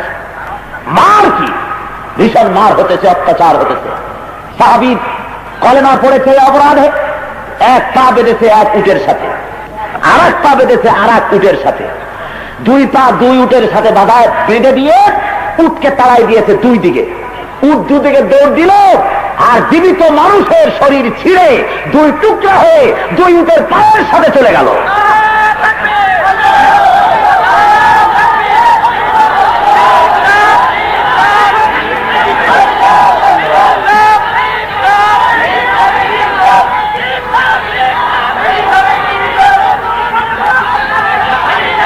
সুতরাং মুসলমান ভাইরা, এত সহজ ব্যাপার নয়, জিনিসটি এত সহজ নয়, এত আরাম করে এটা হবে না। ये शहादत है उल्फत में कदम रखना, लोग आशा समझते हैं मुसलमान होना। মুসলমান হওয়াটা তারা সাধারণ জিনিস মনে করেছে। আসলে ইসলাম, মুসলমান হওয়া, ইসলাম গ্রহণ করা কোনো সাধারণ ব্যাপার নয়, কোনো স্বাভাবিক ব্যাপার নয়। শহীদি ঈদগাহে উত্তপ্ত ময়দানে দাঁড়াবার নাম ইসলাম। সুতরাং এই ঘটনার উল্লেখ করে আল্লাহ রাব্বুল আলামিন প্রকারান্তরে মক্কার কাফেরদেরকে সম্বোধন করে আল্লাহ হুঁশিয়ার করে দিচ্ছেন, শোনো, মুহাম্মদ সাল্লাল্লাহু আলাইহি ওয়াসাল্লাম তিনিও তোমাদের সামনে যে কথাগুলি বলতেছেন, তোমাদের বদদোয়া করতেছেন না। ওই লোকটি যেমন শহীদ হয়ে যাওয়ার পরেও তোমাদের জন্য দোয়া করেছেন, আর বেঁচে থাকতেও দোয়া করেছেন, অনুরূপ ভাবে মুহাম্মদ সাল্লাল্লাহু আলাইহি ওয়াসাল্লাম এবং তার সাথী সঙ্গীরা তারা তোমাদের জন্য দোয়া করতেছেন, তোমাদের জন্য বদদোয়া করতেছেন না, তোমাদের কল্যাণ কামনা করেন তারা। কি বলেন, আল্লাহর নবী কি বদদোয়া করেছেন কখনো? জোরে বলেন, করেছেন। আমার নবীর মতো শরীফ, আমার নবীর মতো অমায়িক, এত সুন্দর ব্যবহার, রহমতের নবী পৃথিবীতে আর কেউ আসছে? ভাইরা আমার, আল্লাহ রাব্বুল আলামিন বলেন, ওয়া মা আরসালনাকা ইল্লা রাহমাতাল লিল আলামিন। সবাই পড়েন, ওয়া মা আরসালনাকা ইল্লা রাহমাতাল লিল আলামিন। করুণার উচ্চ প্রতীক হয়ে এসেছেন আল্লাহর নবী জনাবে মুহাম্মদ রাসূলুল্লাহ সাল্লাল্লাহু আলাইহি ওয়াসাল্লাম। বন্ধুগণ, সরওয়ারে কায়নাত মদিনা মুনাওয়ারা থেকে একবার তিনি উমরা করার জন্য এসেছিলেন। কাবা শরীফের চাবি চেয়েছিলেন। কাবার চাবি রক্ষক চাবি তো দিলই না, উল্টা আল্লাহর হাবিবকে গাল দিল। সাহাবায়ে কেরাম অ্যাকশন নিতে চাইলেন, হুজুর বললেন না। তিনি শুধু স্বভাব সুলভ ভাব গম্ভীর কণ্ঠে লোকটিকে বললেন, তুমি আজকে আমাকে চাবি দিলে না, কিন্তু মনে রেখো সেদিন বেশি দূরে নয় যেদিন এই চাবি এই ঘরের মূল রক্ষকের হাতে ফিরে আসবে। সুবহানাল্লাহ ওয়া বিহামদিহি। এতটুকুন কথাই বলেছেন, আর কিছু বলেননি। পরে ফাতে মক্কার দিনে, মক্কা বিজয়ের দিনে আল্লাহর নবী যখন মসজিদে হারামের ভিতরে প্রবেশ করেছেন, বাইতুল্লাহর কাছে যখন চলে গেছে, না যার চাবি চাওয়া লাগে নাই, চাবির রক্ষক নিজে চাবি নিয়ে এসে হাজির। জোরে বলেন সুবহানাল্লাহ। আদার চাবি চাওয়া লাগে নাই, চাবি যার কাছে ছিল সে দৌড়ে চলে এসেছে। খেলার নাম বাবাজি। 10,000 সৈন্য রাসূলের সাথে 10,000 তরবারি চমকাচ্ছে। চাবির ধারক বাহক এসে বলছেন, এই নিন চাবি, ঘরের মধ্যে ঢুকুন, নামাজ পড়ুন, যা খুশি করেন। আর কাঁপতেছে কলা পাতার মতো থরথর করে। হুজুর চাবি নিয়ে ঘর খুললেন, ভেতরে ঢুকে মূর্তিগুলি ফেলে দেওয়ার ব্যবস্থা করলেন, নামাজ আদায় করলেন। তারপরে বেরিয়ে ওই লোকটাকে ডাকলেন, এদিকে এসো। লোকটা কাছে এলো, আল্লাহর নবী চাবিটা তুলে তার হাতে দিয়ে দিলেন, বললেন, শোনো, তোমার কাছ থেকে এই চাবি জালিম ছাড়া আর কেউ নিতে পারবে না। সুবহানাল্লাহ, সুবহানাল্লাহ। লোকটি অবাক হয়ে তাকিয়ে রইল। লোকটির মুখ থেকে বেরিয়ে গেল, আমি মনে করেছিলাম আপনি একজন বিজয়ী বাদশাহ, একজন সম্রাট হয়ে গেছেন, একজন নামকরা বাদশাহ হয়ে গেছেন, বিজয়ী বাদশাহ বলে আমি মনে করেছিলাম। কিন্তু এখন প্রমাণিত হয়ে গেল, বুঝতে পারলাম বাদশার চরিত্র এমন হয় না। এমন মহানুভব, এমন উদার চরিত্র কেবলমাত্র নবীদেরই হতে পারে। আমার ভুল ভেঙে গেছে। আশহাদু আল্লা ইলাহা ইল্লাল্লাহু ওয়াহদাহু লা শারীকা লাহু ওয়া আশহাদু আন্না মুহাম্মাদান আবদুহু ওয়া রাসূলুহু। ভাইরা আমার, সরওয়ারে কায়নাত জনাবে মুহাম্মদ রাসূলুল্লাহ সাল্লাল্লাহু আলাইহি ওয়াসাল্লাম তিনিও বদদুয়া করেন নাই। আল্লাহ তাই বুঝাচ্ছেন যে তোমাদের কাছে যে রাসূল এসেছেন তিনি তোমাদের জন্য অকল্যাণকামী নন, তিনি তোমাদের কল্যাণকামী।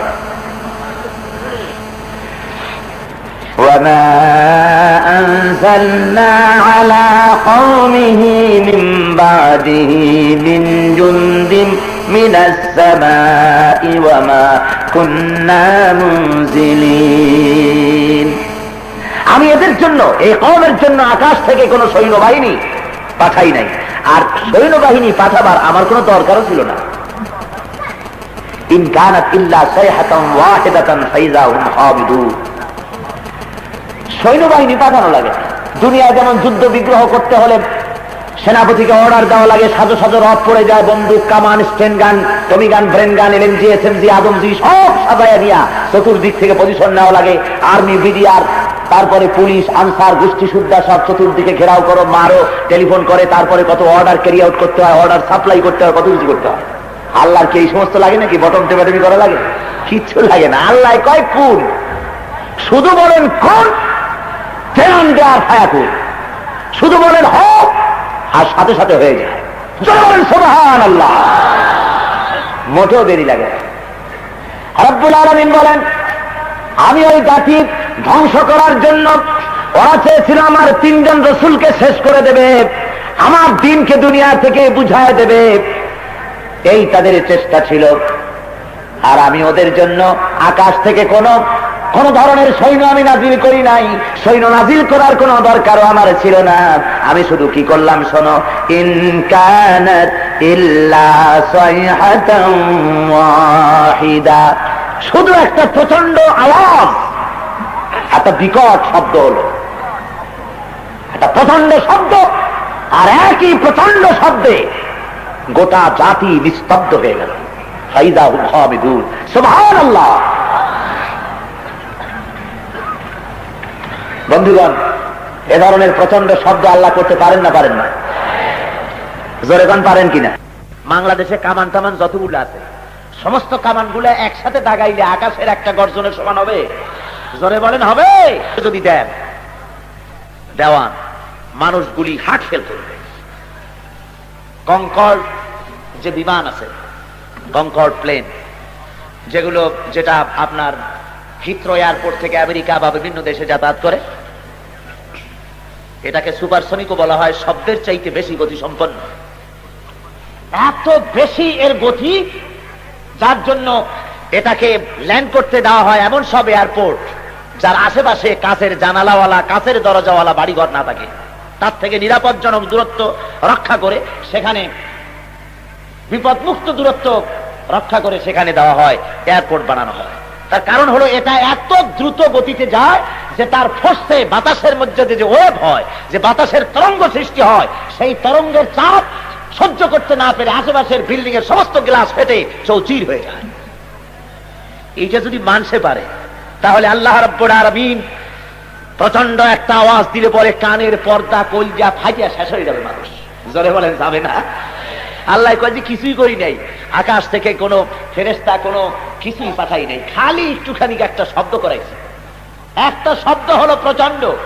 আর যারা এত মাতব্বরি করছে মঞ্চে দাঁড়াইয়া, হ্যান করেঙ্গে ত্যান করেঙ্গে, লাঠি কে আন্দার বুগুর ভরেঙ্গে, সব ফাইনাল সিট, সব শেষ। মুসলমান দেখেন না, এখনো লোকেরা লাফায় করে মোছে তাও দিয়া, তারপরে সিনাটারে চওড়া করে রাস্তার উপর দিয়া যায়, কয় যে আমাদের দাবি মানতে হবে, নইলে ঠ্যাং ভাঙ্গা দেব। কত জোরে মিছিল, কত কিছু করে। সরকার অনুমোদিত অস্ত্রপাতি বাড়িতে রেখে মানুষ মারার ব্যবস্থা করে, ত্রাস সৃষ্টি করে, কত মাতদারি, কত সর্দারি। মিয়া, তোমার মতো দুষ্ট যারা দেশের মানুষের উপরে ত্রাস সৃষ্টি করেছ, মারামারি, কাটাকাটি, ছুরি চালানো, যেখানে সেখানে মানুষের উপর অত্যাচার করো, মানুষ পেলে মেরে ফেলে দাও নিজেদের স্বার্থের জন্য, মনে রেখে দিও, তোমার মতো দুষ্ট দমন করার জন্য আল্লাহর কোনো বন্দুক রাইফেলের দরকার নেই। আছে জোরে কর, জোরে বলেন আছে। কোনো বন্দুক রাইফেল লাগবে না তোমার মতো দুষ্ট দমনের জন্য। 2 বার পাতলা দাস্ত আর 1 বার বমি যথেষ্ট। পাইকারি দরের 2 বার পাতলা দাস্ত যদি হয়ে যায় আর 1 বার বমি, সাহেবরা তো খুঁজেই পাওয়া যাবে না, চোখ গর্তের মধ্যে ঢুকে যাবে, সেলাইন দিয়েও কুল বস। মাতবাড়ি করো কি দিয়া? কিসের মাতবাড়ি? ভাইরা আমার আল্লাহ রাব্বুল আলামিন বলছেন, এই শব্দটিতে সূক্ষ্ম একটি বিদ্রুপ আল্লাহ দেখালেন, করলেন যে তোমরা খুব মাতবাড়ি করলে, কিন্তু একটা শব্দ সহ্য করতে পারলে না। তোমরা চাও আমার দিন দুনিয়া থেকে মিটাই দিতে। ইউরিদুনা লিইউতফিউ নূরাল্লাহি বিআফওয়াহিহিম ওয়াল্লাহু মুতিম্মু নূরিহি ওয়ালাউ কারিহাল কাফিরুন। ওরা চায় মুখের ফু দিয়া আমার আলোকে নির্বাপিত করে দেবে, আমার দিন দুনিয়া থেকে বুঝায় দেবে, আমার ইসলামকে দুনিয়া থেকে মিটায় দেবে। রব্বুল আলামিন বলেন, আমার দিন দুনিয়ার বুকে, আমার নূর, আমার দিনকে, আমার কোরআনকে, আমার ইসলামকে পূর্ণতা দান করব, তাতে কাফির বেঈমানদের মনের মধ্যে যত জ্বালা যন্ত্রণা হোক না কেন, ওদের কলিজা যত পুড়ুক, ইসলাম কামিয়াব হবে ইনশাআল্লাহ। আল্লাহ করবে, জোরে বলেন আলহামদুলিল্লাহ। চট্টগ্রামের তাফসীরের মাহফিল যখন ঘনায় আসে, আমি তো খবর রাখি, কত লিফলেট ছাড়ে বন্ধুরা, কত জায়গায় বক্তব্য রাখে, কত কিছু করে, কত যন্ত্রণা। এই মাহফিল, আল্লাহ বৃষ্টি যেন হয়, যেন মাহফিলটা হইতে না পারে, তখন আবার আল্লাহরেও ডাকে যাতে এটা না হয়। কত রকমের চেষ্টা করে, দেখেন না, চোরেও কিন্তু আল্লাহরে ডাকে চুরি করতে, যে আল্লাহ যেন ধরা না পড়ি। এরাও আল্লাহর কাছে কত কিছু মানত করে, তারপরে বিভিন্ন জায়গায় কত সভা সমিতি করিয়া ঠেকাবার চেষ্টা করে, কিন্তু আল্লাহ কয় ঠেকাইতে পারবি না, ঠেকাইতে পারবি না। আবু জাহেল চেয়েছিল মক্কায় নবীর কণ্ঠকে স্তব্ধ করে দেবে, আল্লাহু আকবার ধ্বনি বন্ধ করে দেবে, কিন্তু আবু জাহেলের বাপেও পারছে, জোরে বলেন পেরেছে। আবু জাহেলের গোষ্ঠী সাপ, ওর বংশে বাতি দিতেও কেউ নাই, আর এমন কোন সিনায় জুরাত কারো নাই যে দাঁড়িয়ে সমাজে বলবে আবু জাহেলের গোষ্ঠীর মানুষ আমি। বলতে পারবে? লোকেরা তো তখনই ধরবে যে আবু জাহেল তো পাই নাই, তোরে পাইছি। এ সাহসও কারো নাই যে আমি আবু জাহেলের গোষ্ঠীর মানুষ। আবু জাহেল মরে গেছে, ও নাই, ওর বাড়িতে, মানে খারাপ কাজ করলে যা হয়, ওর বাড়িতে হইছে গণ শৌচাগার। গণ শৌচাগার বোঝেন তো? পাবলিক স্যানিটেশন, মানে পায়খানা সোজা কথায়। সারা দুনিয়ার হাজিরা মনের সুখে যা করা। ওর বংশে বাতি দিতে কেউ নাই, আর ইসলামের কথা, নবীর কথা, ওয়ারাফা'না লাকা যিকরাক, সুবহানাল্লাহ সুবহানাল্লাহি বিহামদিহি। আমি প্রায় বলে থাকি, আমি যখন স্কটল্যান্ডে গিয়েছিলাম প্রোগ্রাম করতে, সান্ডারল্যান্ড একটা জায়গার নাম, এটা হলো নর্থ সির পারে, উত্তর সাগরের পারে বক্তৃতা করতেছি। সেখানে মুসলমান, ইহুদি, খ্রিস্টান, বাংলাদেশি, আরাবিয়ান, পাকিস্তানি, নানান দেশের লোকেরা বসে আছে। আজানে রক্ত হলো, আর মাইকে আজান ঘোষিত হলো, আশহাদু আন্না মুহাম্মাদার রাসূলুল্লাহ। সবাই পড়েন, আশহাদু আন্না মুহাম্মাদার রাসূলুল্লাহ। আজান যখন হতে লাগলো, আজানের আওয়াজ, এক তিন দিকে রয়েছে পাহাড় পর্বত, দালান কোঠা রয়েছে, আর একদিকে রয়েছে সমুদ্র। পাহাড়ে পর্বতে সাদায় বাজে গাছ, ধ্বনিত প্রতিধ্বনিত, রণিত অনুরণিত হয়ে ইথারে অক্সিজেনে বাতাসের বুক ছেড়ে এ আজানের আওয়াজ ছড়িয়ে পড়লো মহাসাগরের উপর দিয়ে, সব দিকে যেতে লাগলো। আমার মনে পড়ে গেল আবু জাহেলের কথা, মক্কায় বন্ধ করে দিতে চেয়েছিল আওয়াজ, আর ওই আওয়াজ আল্লাহ রাব্বুল আলামিন পাশ্চাত্যে নিয়ে গেছেন, আমেরিকায়, ইউরোপে, আফ্রিকায়, সাউথ আফ্রিকায়, ল্যাটিন আমেরিকায়, অস্ট্রেলিয়ায়, এশিয়ায়, দুনিয়ার সব জায়গায় চলে গেছে। মনে পড়ল বিশ্বকবি, কবি সম্রাট আল্লামা ইকবাল রহমতুল্লাহ আলাইহির কথা, মাগরিব কি ওয়াদিউ মে গूंजी আযা हमारी कम था न था किसी से सैले रवा हमारा। প্রাচ্য এবং প্রতীচ্যে, পাহাড়ে পর্বতে, সমুদ্রে মহাসমুদ্রে ধ্বনিত প্রতিধ্বনিত হবে আমার আযান। কে ঠেকাবি? ইসলামের গণজোয়ার ঠেকাতে পারবি না। বরং যারা এই গণজোয়ারের সামনে প্রতিবন্ধকতার সৃষ্টি করছো, ফিরে আসো, জোয়ারে সামিল হও, জোয়ারে সামিল হও। এখনো জামাতে আছে স্থান। খেলায় খেলায় কি জানি ঘুমিয়ে কাজা করেছে ফজর, তখনও জাগুনি যখনও জোহর। খেলায় খেলায় কেটেছে আসর, মাগরিবের ওই শুনি আযান। জামাতে সামিল হও রে এর সাথে, এখনো জামাতে কথা কন না কেন, আছে স্থান। জামাতে এখন স্থান আছে, সামিল হয়ে যাও ইসলামের গণজোয়ারে। যদি সামিল না হও আর যদি দুঃসাহস করো, প্রতিবন্ধকতার করতে যদি চাও, তাহলে মনে রেখে দিও, ইসলামের এই পৃথিবী জোড়া, বিশ্ব জোড়া গণজোয়ারের সামনে সব শুষ্ক তৃণের মতো বাতাসের বেগে উড়ে নিশ্চিহ্ন হয়ে যাবে তোমরা।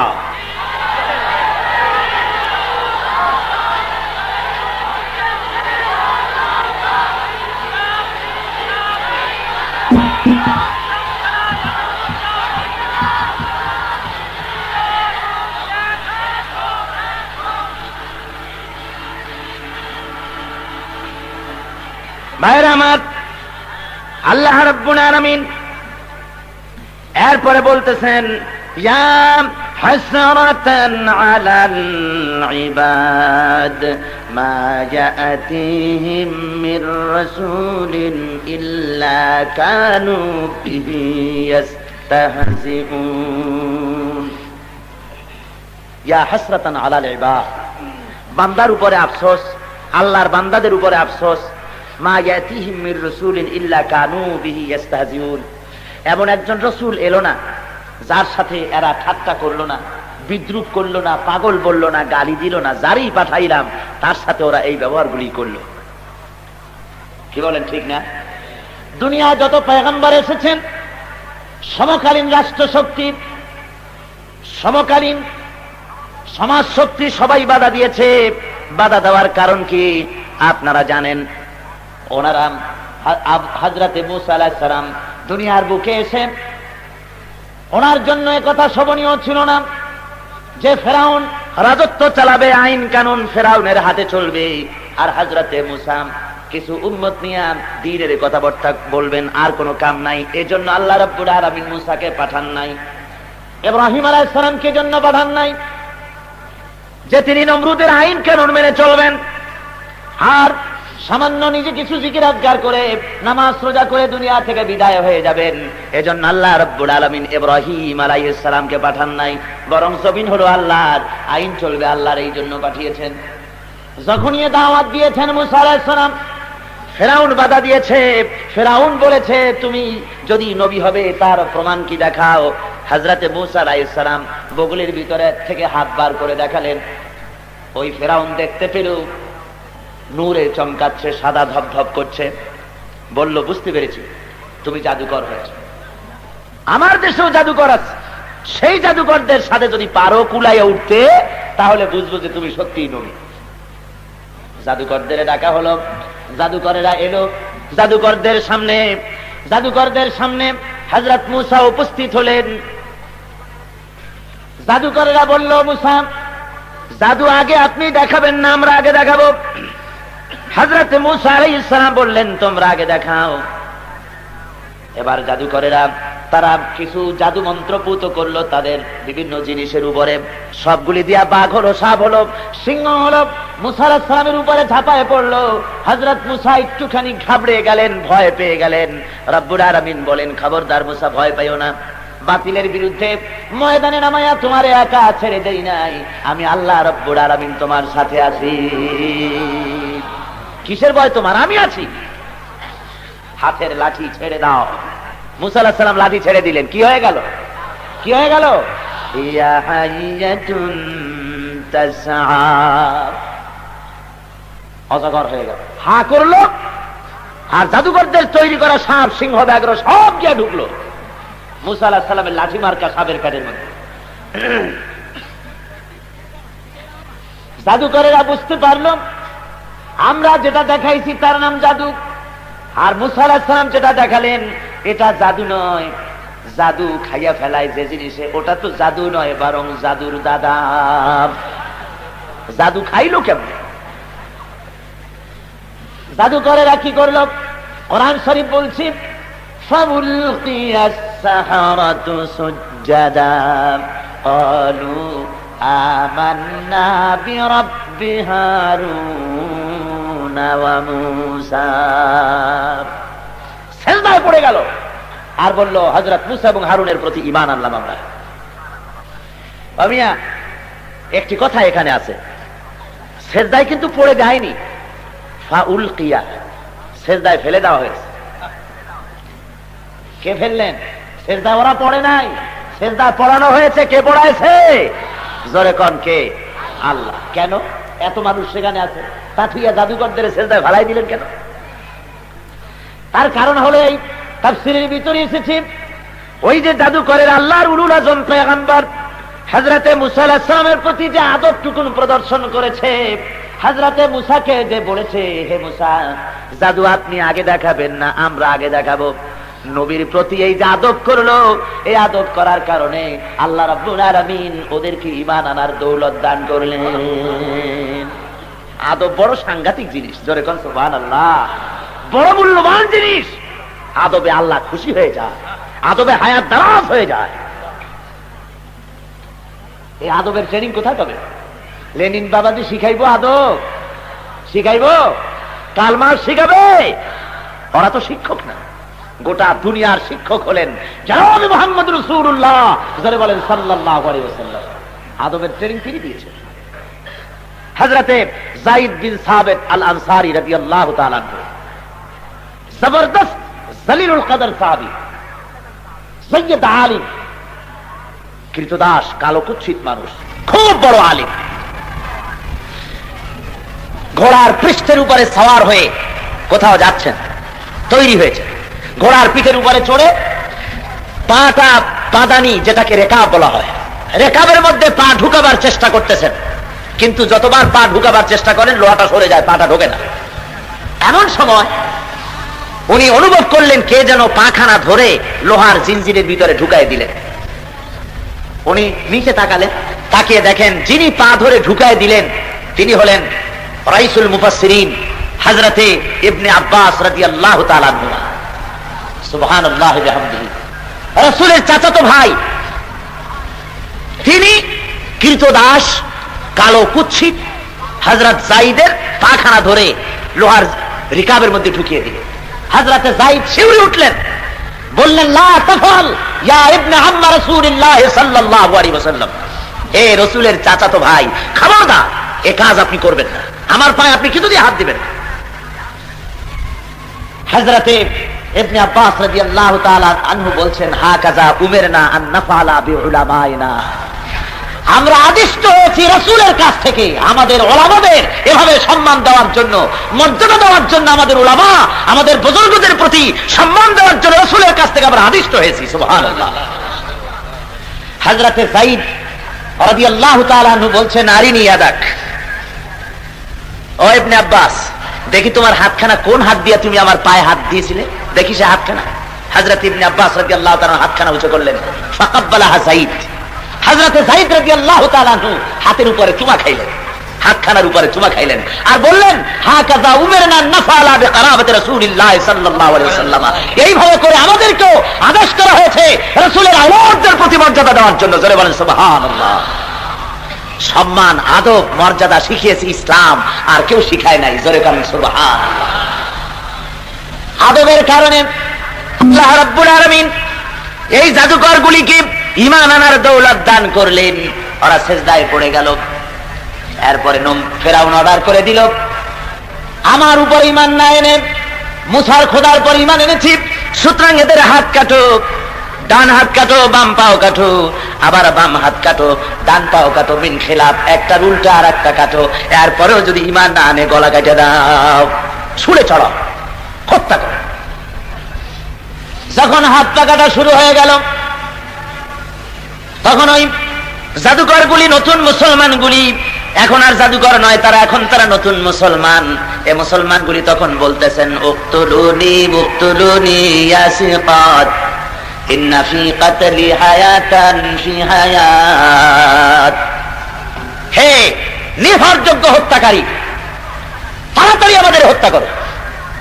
যেহেতু তোমরা যে আমাদেরকে হত্যা করতেছো, আমরা মরে যাব না, এ জীবনের পরিবর্তে আর একটা নতুন জীবন পাবো। সেই জীবনে তাড়াতাড়ি হত্যা করো, তাহলে সেই নতুন জীবনে আল্লাহর সাথে দিদার নসিব হয়ে যাবে। তাফসীরের মধ্যে এসেছে, ঈমান আনার দৌলত আল্লাহ দান করলেন, তারপর আবার হাত কাটার ব্যবস্থা করলেন কেন?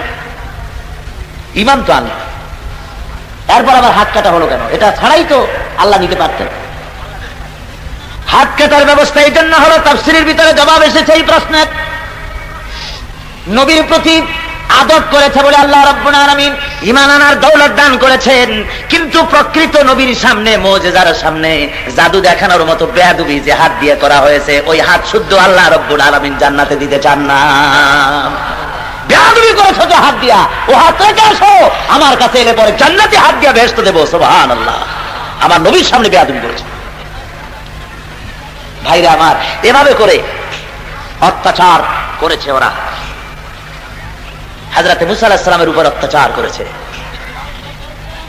তারপরে ঘেরাও করেছে। মুসা আলাইহিস সালাম 3 দিক থেকে ঘেরাও হয়ে গেছে, এবার সমুদ্রে এখন আর পালানোর পথ নাই। আল্লাহ কয়, আঘাত করো দরিয়ার উপরে। আঘাত করলেন, রাস্তা হয়ে গেল, মুসা আলাইহিস সালাম পার হয়ে গেলেন। আর ফেরাউন এলো তার দলবল নিয়ে, আর আসে রাস্তা দেখে মনে করছে ওর বাপে বুঝি এই রাস্তা বানাইছে, আর দলবল নিয়ে ওর মধ্যে নেমেছে। আর যখন মাঝখানে এসেছে, আল্লাহ বললেন দরিয়াকে রাস্তা বন্ধ করে দাও। রাস্তা বন্ধ হয়ে গেছে, এখন যা শুরু হয়েছে তা তো বোঝে, খালি চুবনি, পানি খাইতে খাইতে অস্থির হয়ে গেছে। পানি খেতে খেতে অস্থির হয়ে ফেরাউন এবার বলতেছি, আমানতু আন্নাহু লা ইলাহা ইল্লাল্লাযী আমানাত বিহি বানু ইসরাঈল। আমি ঈমান আনলাম, আমি ঈমান আনলাম সেই আল্লাহর উপরে যার উপরে বনি ইসরাঈল ঈমান আনছে। ওয়া আনা মিনাল মুসলিমিন, আর আমি তো একজন মুসলমান। আল্লাহ আমারে এখন আর চুবাও কেন? আমি তো মুসলমান হয়ে গেছি। আল্লাহ কয় যে এখন আর তুমি এতদিন ধরে আমার মানুষের উপরে নিজের রাজত্ব চালিয়েছো, এখন কোথায় যাবা? ভাইয়ের আমার, এমনি করে যখনই কোন পয়গম্বর দুনিয়া এসেছেন, আল্লাহ বলেন প্রতিটি পয়গম্বরের সঙ্গে এরা বিরোধিতা করেছে, তারপরে আমিও তাদের ইন্তেকাম নিয়েছি। ওরা বিরোধিতা করেছে আল্লাহ মুসা আলাইহিস সালামের সঙ্গে, হযরত ইব্রাহিম আলাইহিস সালামের সঙ্গে, এমনি করে প্রতিটি পয়গম্বরের সঙ্গে তারা বেয়াদবি করেছে। কাউকে করাত দিয়ে চিরেছে, কাউকে জবাহ করেছে, কাউকে টুকরা টুকরা করেছে, কাউকে বা লোহার চিরুনি বানায়া গায়ের গোশতগুলি হাড়ের উপর দিয়ে নামায়া দিয়েছে। আল্লাহ রাব্বুল আলামিন বলেন, ও দুনিয়ার মানুষেরা, দ্বীনের সাথে যারা শত্রুতা করো, আমার নবীদের সঙ্গে যারা বেয়াদবি করো, যারা দ্বীনের সাথে বিরোধিতা করো, শুনে নাও। আলাম ইয়ারাউ কাম আহলাকনা ক্বাবলাহুম মিনাল কুরুনি আন্নাহুম ইলাইহিম লা ইয়ারজিউন। তারা কি দেখে নাই তাদের পূর্বে কত জাতিকেই না আমি ধ্বংস করে দিয়েছি? দেখে নাই তারা কত জাতি ধ্বংস করেছি, আর তারা তাদের কাছে ফিরে আসে নাই। কওমে আদ, কওমে সামুদ, কওমে আয়কা, কওমে নূহ, কওমে ফিরাউন, এমনি করে কত জাতি দুনিয়া থেকে আমি আল্লাহ নিশ্চিহ্ন করে দিলাম। আল্লাহ কি প্রচন্ড ক্ষমতা, কি প্রচন্ড ক্ষমতার মালিক, যখন যা খুশি করতে পারেন না? জোরে বলেন, পারেন না? ফাআলুল লিমা ইউরিদ, যা খুশি তিনি তাই করতে পারেন, প্রচন্ড ক্ষমতার মালিক। মেক্সিকো শহরের কথা আপনারা শুনেছেন, বিরাট শহর, যৌন আবেদনের, যৌনাচারের, যৌন পাপের লীলাভূমি, রাজধানী মেক্সিকো। জেনা হচ্ছে, ব্যভিচার হচ্ছে, ব্লু ফিল্ম হচ্ছে, শয়তানি হচ্ছে, বদমাশি হচ্ছে, চরম ভাবে হচ্ছে। আর আল্লাহ রাব্বুল আলামিন অর্ডার করলেন, বললেন কুন, আর সাথে সাথে হয়ে গেল। কি কুন বললেন? বললেন হ। সমুদ্রের মধ্যে যে তুফান করেন না, কি করেন আপনারা? ঢেউটারে কি করেন? ঢেউ। সমুদ্রে যেমন ঢেউ হয়, আল্লাহ মেক্সিকোর মাটিকে অর্ডার দিলেন ওই রকম ঢেউ হয়। চিন্তা করেন একটু, সমুদ্রে যে ঢেউ হয় ওই রকম ঢেউ যদি মাটির উপরে হয়, অবস্থাটা কি? যখন মাটির উপরে ঢেউ শুরু হয়ে গেল এমনি করে, আর 120 তলা, 80 তলা, 50 তলা বিরাট বিরাট বিল্ডিং গুলি করে বর্গাম, আর ইটগুলি বন্দুকের গুলির মতো চতুর্দিকে ছুটতে লাগলো। হাজার হাজার মানুষ এক নিমিষের ভিতরে একটা মৃত্যু নগরীতে পরিণত হয়ে গেল, সব স্তব্ধ হয়ে গেল। পারেন না আল্লাহ? আমার বন্ধুগণ, কলম্বিয়ার আর্মেরা সহ মাত্র অল্প সময়ের মধ্যে পৃথিবীর ইতিহাস থেকে আল্লাহ মুছে ফেলে দিলেন। 25,000 লোক জীবিত সমাধি হয়ে গেল। কি যে ক্ষমতা আমার আল্লাহ! তাই বলছেন আল্লাহ রাব্বুল আলামিন, কত জাতিকে শেষ করে দিলাম। সুতরাং বিরোধিতা করো না ইসলামের সাথে। এই কথাগুলি বলার কারণ, ইসলামের সাথে বিরোধিতা করো না। তোমরা যে বিরোধিতাটা করো, কেন করতেছো? কেন তোমরা মানুষকে হত্যা করো? কেন শহীদ করে দাও? কেন করতেছো? ওরা তো কোনো খারাপ কথা বলে না, ওরা চুরির কথা বলে না, ওরা ডাকাতির কথা বলে না, ওরা জেনার কথা বলে না, ওরা ব্যভিচারের কথা বলে না, ওরা সুদ ঘুষের কথা বলে না। ওরা বলে জমিন আল্লাহ, আল্লাহর আইন চালু করে। কথা তো এইটাই না, আর কিছু কথা এইটা কি না? এরা তো বলে না যে আমারে ঘুষ দাও, সুদ দাও, অথবা আমেরিকার আইন চালু করতে এসেছি, বা ব্রিটেনের আইন চালু করতে এসেছি, বা রাশিয়ার আইন চালু করতে এসেছি, তা তো বলে না। ওরা বলে আমি আল্লাহর দিন কায়েম করতে চাই, নবী জনাব মুহাম্মদ রাসূলুল্লাহ সাল্লাল্লাহু আলাইহি ওয়াসাল্লামের দিন কায়েম করতে এসেছি। এই কথা যখন বলে, তখন তোমরা তাদেরকে শহীদ করো, তাদের মেরে দাও, তাদের আঘাতের জায়গায় আঘাত দাও, মায়ের কোল থেকে ছিনাইয়া নাও, মাকে কাঁদাও শহীদ করে করে, যুবক যুবক ছেলেগুলিকে শহীদ করে তার মাকে কাঁদাও, তার বাপকে কাঁদাও। শুনে রাখো, এইভাবে করে প্রকাশ্য যারা শহীদ করলে, যারা মেরে দিলে, মনে রেখে দিও আল্লাহ রাব্বুল আলামিন আছে। তুমি যদি কারো মা, কারো কলিজার টুকরা সন্তান শহীদ করে দিয়ে যদি তার মাকে কাঁদায় থাকো, আল্লাহ রাব্বুল আলামিন তোমাকেও দুনিয়া থেকে জনমের মতো বিদায় করে দিয়ে তোমার মাকে, তোমার বাপকেও কাঁদাবেন। আল্লাহর বিচার আছে, আছে না?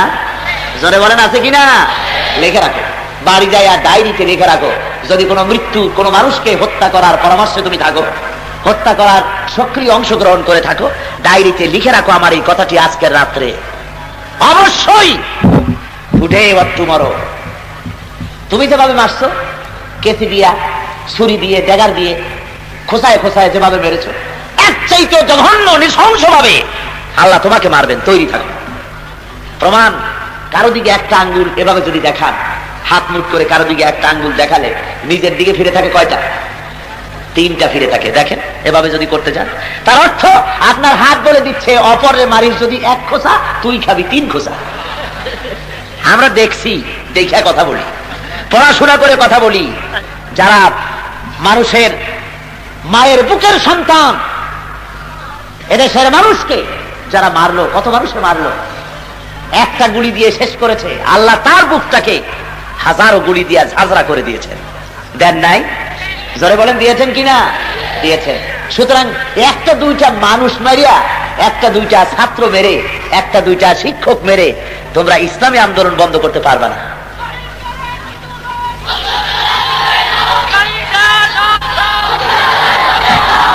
সুতরাং আজকে আল্লাহর দেওয়া বিধান কায়েমের জন্য পয়গম্বরেরা যেভাবে জীবন দিয়েছেন, সাহাবায়ে কেরাম যেভাবে জীবন দিয়েছেন, সেভাবে জীবন বলেন তৈরি আছে। আলহামদুলিল্লাহ, তৈরি থাকতে হবে। যে কোনো মুহূর্তে জীবন দিয়েছেন আল্লাহ। কে দিয়েছেন? সে আল্লাহ। জীবন চাইলে দিতে কোনো আপত্তি আছে? কোনো আপত্তি থাকার কথা না। আমাদের ইতিহাস রয়েছে, মুসলমানেরা জীবনের মায়া করে নাই। যখনই দ্বীনের প্রশ্নে জীবন দেওয়ার প্রশ্ন হয়েছে, জীবন দিয়েছে, জেল জরিমানা খেটেছে। আল্লাহ রাব্বুল আলামিন বলেন, তোমরা যদি এভাবে জান মাল সবকিছু কুরবানি করতে প্রস্তুত থাকো, তাহলে আমার তরফ থেকে এই ওয়াদা চালু হয়ে যাবে, এই আমার তরফ থেকে এই কথাই আসবে, আলা ইন্না নাসরাল্লাহি করিব। কালকের রোগ আবার শুরু হয়েছে। আমি গতকালও বলেছিলাম, হাজারো লোকের আলোচনা শোনার ডিস্টার্ব আপনারা আল্লাহর হস্তে করবেন না, খুব খারাপ। বন্ধুগণ, ইসলামের মহব্বত, আল্লাহর মহব্বত, কোরআনের মহব্বত, স্ত্রী পুত্র পরিজন মা বাপ সবচাইতে বেশি মহব্বত হতে হবে কলেজায় কার? আল্লাহ আর আল্লাহ রসুলের। জোরে বলেন কার? এইটা হলে আপনি পূর্ণ ইমানদার হবেন। ভাইরা আমার, এ ধরনের অনেক ইতিহাস পয়গম্বরেরা দেখিয়েছেন, সাহাবায়ে কেরাম দেখিয়েছেন। আমাদের দেশ হয় উপমহাদেশে বহু মুসলমানেরা, বহু ওলামায়ে কেরাম, আউলিয়ায়ে কেরামে আদর্শ দেখায় গিয়েছেন। ব্রিটিশ শাসনের বিরোধিতা করে এই জমিনে দ্বীন প্রতিষ্ঠার লক্ষ্যে যখন ওলামারা আন্দোলন শুরু করেছিলেন, তার ভেতরে ছিলেন হযরতে জাফর থানেশ্বরী রাহমাতুল্লাহ আলাইহি। ইসলামী আন্দোলন করার কারণে ব্রিটিশ গভর্নমেন্ট তাকে গ্রেফতার করলো। গ্রেফতার করে তাকে জেলের মধ্যে রাখলো। বিচারে যেদিন হলো, বিচারে পরে তার কালাপানি দ্বীপান্তর হয়ে গেল। তাকে দ্বীপান্তরে নিয়ে যাওয়া হবে, দ্বীপে নিয়ে যাওয়া হবে। তাকে রাস্তায় বের করা হয়েছে, গলায় গলায় শিকল পরানো হয়েছে, কোমরে শিকল পরানো হয়েছে, পায়ে বেরি পরানো হয়েছে, হাতে শিকল পরানো হয়েছে। ওই সময়ের একজন জবরদস্ত আলেম তিনি ছিলেন। চুরি করেন নাই, ডাকাতি করেন নাই, জেনাবে বিচারের প্রশ্নই তো ওঠে না। শুধুমাত্র ইসলামের কারণে, আল্লাহর দ্বীনের কারণে এত বড় আলেমের গলায় শিকল, কোমরে শিকল, পায়ে শিকল, শিকল পরাইয়া টানতে টানতে রওনা করাই দিয়েছে। রাস্তার দুই দিকে অসংখ্য জনসাধারণ দাঁড়িয়ে দেখতেছে। মাওলানা জাফর থানেশ্বরী তিনি সুন্দর করে হেঁটে যাচ্ছেন, মুখের ভিতরে কোনো ভাব, কোনো চিন্তা, কোনো চিন্তার লেশ মাত্র নাই। খুশি মনে তিনি চলে যাচ্ছেন, দ্বীনের জন্য কবুল করে নিতেছেন শাস্তি। যেতে যেতে এক জায়গায় গিয়ে থমকে দাঁড়িয়ে গেলেন। পুলিশকে বললেন একটু দাঁড়াও। তিনি দেখলেন জনতার ভিড়ে একটা বাচ্চা কোলে নিয়ে বোরখা পরিহিতা একটা মেয়ে লোক এক জায়গায় দাঁড়ানো। মাওলানা দাঁড়িয়ে গেলেন। ওই বোরখা পরিহিতা মেয়েটি ছিলেন, মেয়ে লোকটি ছিলেন ওনার বেগম, স্ত্রী। চোখের পানি ফেলে বলছেন, হুজুর আপনি তো চলে যাচ্ছেন, কিন্তু আমাকে আপনি কি বলে যাচ্ছেন? আমি কোথায় থাকবো? আমাদের বাড়ি ঘরটাও তো জ্বালায় দিয়েছে, থাকার জায়গাও নাই, আমি কোথায় যাব? মাওলানা থানেশ্বরী রাহমাতুল্লাহ আলাইহি তিনি বললেন, ও বিবি, তোমাকে আমি সেই কথাই বলবো যে কথা আমাদের জাতির পিতা ইব্রাহিম বিয়াবান ময়দানের ভিতরে, মরুভূমির মধ্যে পানি নাই, খাবার নাই, বাড়ি নাই, ঘর নাই, সেই জায়গায় যে আল্লাহর হাতে ছেড়ে গিয়েছিলেন ও বেগম তোমাকে আর আমার কলিজার টুকরা সন্তানকে, সেই আল্লাহ রব্বুল আলামিনের হাতে ছেড়ে গেলাম। মুসলমান, ইসলামের ইতিহাস এভাবে তৈরি হয়েছে। যারাই দিন প্রচার করতে এসেছে তাদের সাথে বিরোধিতা হয়েছে, মার হয়েছে। আর মার যদি নাই হলো, বিরোধিতা যদি নাই হলো, তাহলে হক আন্দোলন এটা নয়। যাবেন আপনি ঢাকায়, আপনার সামনে স্টেশন আসতে হবে সীতাকুণ্ড, ফেনী, লাকসাম, তাহলে বুঝতে হবে ঢাকা যাচ্ছে গাড়ি। আর ওই সব স্টেশন না এসে স্টেশন আসতেছে কাপ্তাই, রাঙ্গামাটি, এগুলি আসতেছে, তাহলে কি ঢাকা যাচ্ছে? ঢাকা যাচ্ছে গাড়ি? ঢাকা যাচ্ছে। সুতরাং ইসলামের দাওয়াত যদি আপনারটা হক হয়, তাহলে স্টেশন আসবে বদর, স্টেশন আসবে ওহদ, স্টেশন আসবে আবু জেহেল, স্টেশন আসবে হুনাইন, স্টেশন আসবে ফতহ মক্কা, স্টেশন এগুলি আসতে থাকবে। আর দাওয়াত যদি হক না হয়, তাহলে স্টেশন আসতে থাকবে কমলা লেবু, আঙ্গুর, বেদানা, হাদিয়া, তোবা। কথা বুঝতে পেরেছেন? সুতরাং দাওয়াতে হক মানুষের সামনে যখনই পেশ হয়েছে, তখনই এই অবস্থা জনগণেরা করেছে। ভাইরা আমার, আল্লাহ রাব্বুল আলামিন এরপরে বলছেন, ওয়াইন কুল্লুন লাম্মা জামিউন লাদাইনা মুহদারুন, আর তাদের সকলকেই একদিন আমার সামনে উপস্থিত করা হবে। আমার সামনে সকলকেই আসতে হবে। আমি সব হালাক করে দিয়েছি বহু জাতিকে যারা আমার দ্বীনের সাথে বিরোধিতা করেছে, আর সকলকে আমার সামনে উপস্থিত হতে হবে। وآية لهم الأرض الميتة أحييناها وأخرجنا منها حبا فمنه يأكلون। তাদের জন্য তাদের নিষ্প্রাণ জমিন একটি নিদর্শন। আবার মুসলমানেরা, তোমরা তোমাদের জন্য, মুসলমানদের জন্য আর কাফেরদের জন্য উপদেশ। কাফেরদের বলা হচ্ছে, তোমরা ইসলামকে একটুখানি এই শক্তি কমটম দেখে মনে করো না যে তারা বুঝি নিশ্চিন্ন হয়ে যাবে, টিকবে না। আর মুসলমানদের বলা হচ্ছে, তোমরা মনে রেখে দিও, তোমরা কাফেরদের যত বড়ই শক্তি থাকুক না কেন, এই শক্তির মোকাবেলা আল্লাহ রাব্বুল আলামিন তার দ্বীনকে টিকায় রাখবেন, কোনো সন্দেহ নাই। তাওহীদ, রিসালাত ও আখিরাতের আলোচনা আল্লাহ রাব্বুল আলামিন সূরা ইয়াসিনের মধ্যে করেছেন। আল্লাহ বলছেন, দেখো এই মৃত্যু জমিনকে আমি চিন্তা করি, নিষ্প্রাণ জমিন, এটা একটা নিদর্শন, আমার শক্তিটা দেখো। মুসলমান কয়েকজন দেখে, নবী একজন, মুসলমান কয়েকজন, মনে করেছো যে ইসলাম একেবারে ডুবে যাবে, ইসলাম টেকবে না, ইসলামের পিটাইয়া তাড়ায় দেবে দেশ থেকে, এইরকম মনে করছো। আসলে ঠেকাইতে পারবে না। দেখো না আমি কি করি, কি কায়দায় করি, আমার প্রাকৃতিক দৃশ্যাবলী নিদর্শনাদি দেখে তোমরা এর থেকে প্রমাণ গ্রহণ করো। আল্লাহ বলেন, লক্ষ্য করো, এই নিষ্প্রাণ জমিনকে আমি জিন্দা করি এবং তার থেকে আমি ফসল উৎপাদন করি যা তোমরা খাও। আর ওয়াজআলনা ফিহা জান্নাতিন মিন নাখিলিন ওয়া আ'নাবিন ওয়া ফাজ্জারনা ফিহা মিনাল উয়ুন। আর আমি সেই জমিনকে জিন্দা করে তার থেকে ফসল উৎপাদন করি, আঙ্গুর এবং খেজুরের বাগান তৈরি করি এবং তার ভিতরে ঝর্ণা ধারা প্রবাহিত করি, যার থেকে ফল হয়, ফলমূল হয়, আর তোমরা তা খাও। ওমা আমিলাতুহু আইদিহিম, এগুলি সব তোমাদের হাতের তৈরি করা না। আফালা ইয়াশকুরুন, কেন শুকর আদায় করো না, কেন শুকর আদায় করো না? আল্লাহ এগুলি দৃষ্টান্ত দিয়ে বুঝাচ্ছেন, আমি তো সব করি, খাওয়াই, আমি পড়াই, আমি জমিনে ফসল দিই, আমি কেন শুকর করো না? আল্লাহ রাব্বুল আলামিন বলেন, তোমার জমিনে যে বৃষ্টি হয়, এই বৃষ্টিগুলি আমি আল্লাহ রাব্বুল আলামিন আকাশ থেকে বৃষ্টি দেই।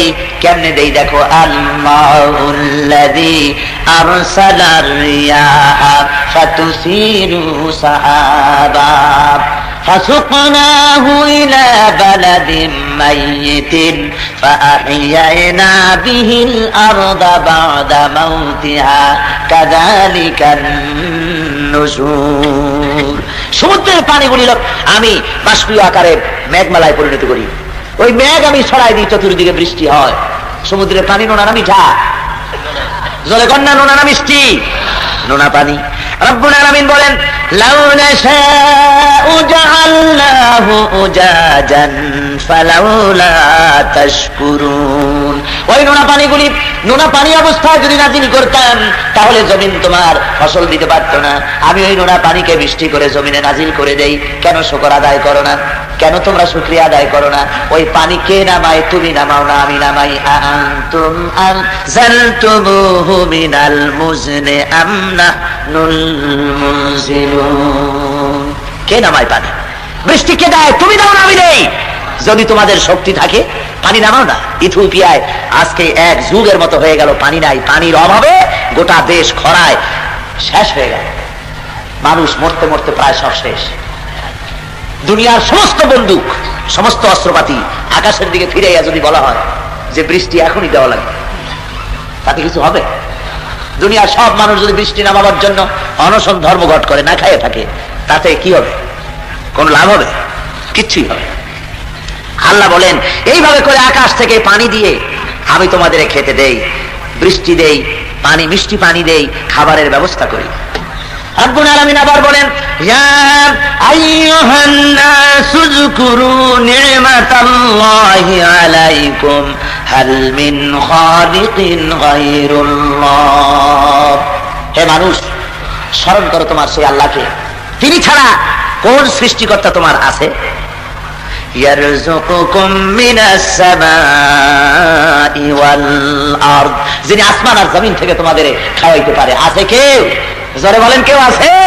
কেউ নাই। আল্লাহ রাব্বুল আলামিন খাওয়ান। আল্লাহ বুঝাচ্ছেন যে বোঝো ভালো করিয়া, কেন আমার গোলামি করবে না, আমার দাসত্ব কেন করবে না, কি জন্য আমার আইন মানবে না? রাব্বুল আলামিন বলেন, এইভাবে করে আমি তোমাদের খানা পিনার বন্দোবস্ত করেছি, তোমাদের সবকিছু আমি দিয়েছি। এরপরে আরো লক্ষ্য করো, আরো নিদর্শন আমি দিতেছি। ওয়ায়াতুল লাহুমুল লাইলু নাসলাহু মিনহুন নাহারা ফাইযা হুম মুজলিমুন। তাদের জন্য রাত একটি নিদর্শন। এই রাতকে আমি দিনকে রাতের উপর থেকে আমি সরাই দেই। ফাইযা হুম মুজলিমুন, তারপরে অন্ধকারে সব ছেয়ে যায়। আর والشمس تجري لمستقر لها ذلك تقدير العزيز العليم। আর সূর্য তার মঞ্জিলের পানে এগিয়ে যাচ্ছে। আরে সবকিছুই মহাপরাক্রমশীল আল্লাহ রাব্বুল আলামিনের এক বিরাট ব্যবস্থাপনার মাধ্যমে সবকিছুই হচ্ছে। আল্লাহ রাব্বুল আলামিন আরো বলেন, ওয়াল কামারা কদ্দারনাহু মানাজিলা হাত্তা আদা কাল উরজুনিল কাদিম। আর চন্দ্র তার নির্দিষ্ট কতগুলি মঞ্জিল আছে, সেই মঞ্জিলের উপরে সে আবর্তিত হয় আর শেষ পর্যন্ত শুকনা খেজুরের ডালে পরিণত হয়ে যায়, শুকনা খেজুরের ডালের মতো হয়ে যায়। لَلشَّمْسُ يَنبَغِي لَهَا أَن تُدْرِكَ الْقَمَرَ وَلَا اللَّيْلُ سَابِقُ النَّهَارِ وَكُلٌّ فِي فَلَكٍ يَسْبَحُونَ। রব্বুল আলামিন বলেন, আমার কুদরত লক্ষ্য করো, আমার কুদরত লক্ষ্য করো। সূর্য পারে না চন্দ্রকে ধরিতে, আর রাত পারে না দিনকে ছাড়াইয়া যেতে, আর যা কিছু আছে মহাশূন্যের উপরে সব কিছু ঘুরে বেড়াতেছে। জোরে বলেন সুবহানাল্লাহ। এ বিরাট পৃথিবীর মধ্যে যা কিছু হচ্ছে সব আমার কুদরত দ্বারাই হচ্ছে। চাঁদের ক্রমহ্রাস এবং ক্রমবর্ধমান, আস্তে করে চাঁদ কমতে থাকে, শুক্ল পক্ষে চাঁদ বাড়তে থাকে, কৃষ্ণ পক্ষে চাঁদ কমতে থাকে। আল্লাহর নবীর কাছে প্রশ্ন করা হয়েছে, নবীজি চাঁদের এই ক্রমবর্ধমান এবং ক্রমহ্রাস অবস্থা কেন? নবী আমার কোনো জবাব দেন না যতক্ষণ পর্যন্ত জিবরাইল না বলেন। হযরত জিবরাইল এলেন, ওহী নিয়ে বললেন, ওয়ায়াসআলুনাকা আনিল আহিল্লা কুল হিয়া মাওয়াকিতু লিন্নাস। ও নবী, আপনাকে প্রশ্ন করা হয়, আপনাকে প্রশ্ন করা হয় চাঁদের ক্রমবর্ধমান এবং ক্রমহ্রাস সম্পর্কে আপনি বলে দেন। চাঁদ হলো একটি মানুষের জন্য আমি আল্লাহ রাব্বুল আলামিন চাঁদকে একটা চিরস্থায়ী ক্যালেন্ডারের মতো আমি বানাই দিয়েছি। জোরে বলেন সুবহানাল্লাহ। মাস দিন তারা যেন গণনা করতে পারে, এই জন্য আমি চাঁদকে বানিয়ে দিয়েছি তাদের মাথার উপরে একটি ক্যালেন্ডারের মতো। ওয়ায়াতুল লাহুম আন্না হামালনা যুররিয়াতাহুম ফিল ফুলকিল মাশহুন। আর তাদের জন্য এই নৌকা, ভরা নৌকা, যে নৌকার উপরে তার ভবিষ্যৎ বংশধরদেরকে আমি সওয়ার করিয়ে দিয়েছিলাম, এটাও একটি নিদর্শন। وَخَلَقْنَا لَهُم مِّن مِّثْلِهِ مَا يَرْكَبُونَ। এরপরে আমি অনেক নৌকা বানিয়ে দিয়েছি অনুরূপ ভাবে, যার উপরে তারা চড়ে বেড়ায়। এটা কি কথা? এটা হলো হযরত নূহ আলাইহিস সালামের নৌকার কথা বলা হচ্ছে। হযরত নূহ আলাইহিস সালাম ইতিহাস প্রমাণ করে হযরত নূহ আলাইহিস সালামের আগে নদী পারাপারের বন্দোবস্ত সম্পর্কে লোকেদের কিছুই জানা ছিল না। সর্বপ্রথম নৌকা আবিষ্কার করেন কে? হযরত নূহ আলাইহিস সালাম। হযরত নূহ আলাইহিস সালাম জাতিকে বললেন যে আল্লাহকে মেনে নাও, আল্লাহ ছাড়া কোনো ইলাহ নাই। ওরা বলল যে তুমি আবার নবী হলা কবে? আমরাই তো সবকিছু। হযরত নূহ আলাইহিস সালাম 950 বছর পর্যন্ত জাতিকে বুঝালেন, জাতি কোন রকম মানল না। তারপরে নূহ আলাইহিস সালাম বদদুয়া করলেন, আয় আল্লাহ, জাতিকে এমন করে বুঝালাম তারা আমার কথা মানল না, সুতরাং রব্বুল আলামিন এই জাতিকে বিদায় করে দাও। এই জাতিকে গজব দিয়া বিদায় করা জাতির আন্ডা বাচ্চা যদ্দুর যা আছে সব শেষ করে দাও। একটা কাফেরও যেন বাঁচে না। একটা কাফেরও যদি বাঁচে তাহলে তার দ্বারা আরো শয়তান, আরো কাফের বাড়বে। সব শেষ করে দাও। আল্লাহ অর্ডার দিলেন, শেষ হয়ে যাবে ঠিক, একটা নৌকা বানাও। নৌকা বানানো ছাড়াও আল্লাহ ইবাদত করতে পারতেন, কিন্তু নৌকা বানাই আল্লাহ একটু সময় দিলেন। আল্লাহ সময় দিলেন।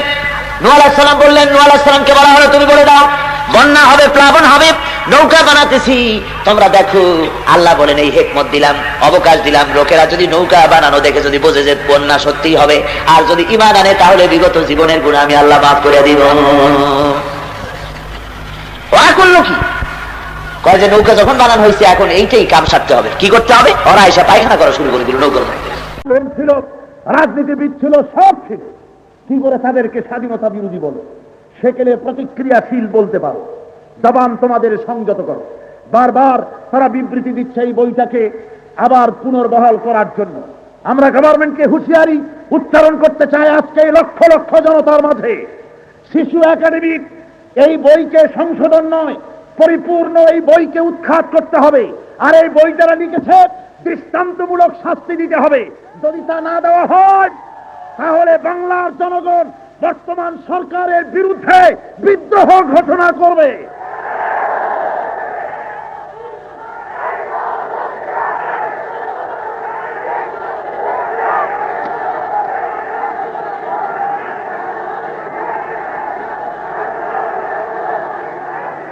ভাইরা আমার, সরকার দু আলম জনাবে মোহাম্মদ রাসূলুল্লাহ সাল্লাল্লাহু আলাইহি ওয়াসাল্লামের পূর্ণ ইতিহাস শিশু একাডেমিকে ওলামাদের নিয়ে ইসলামী চিন্তাবিদদের সাথে নিয়ে বই রচনা করতে হবে, আর যেটা আছে সম্পূর্ণ কপি বঙ্গোপসাগরে নিক্ষেপ করতে হবে।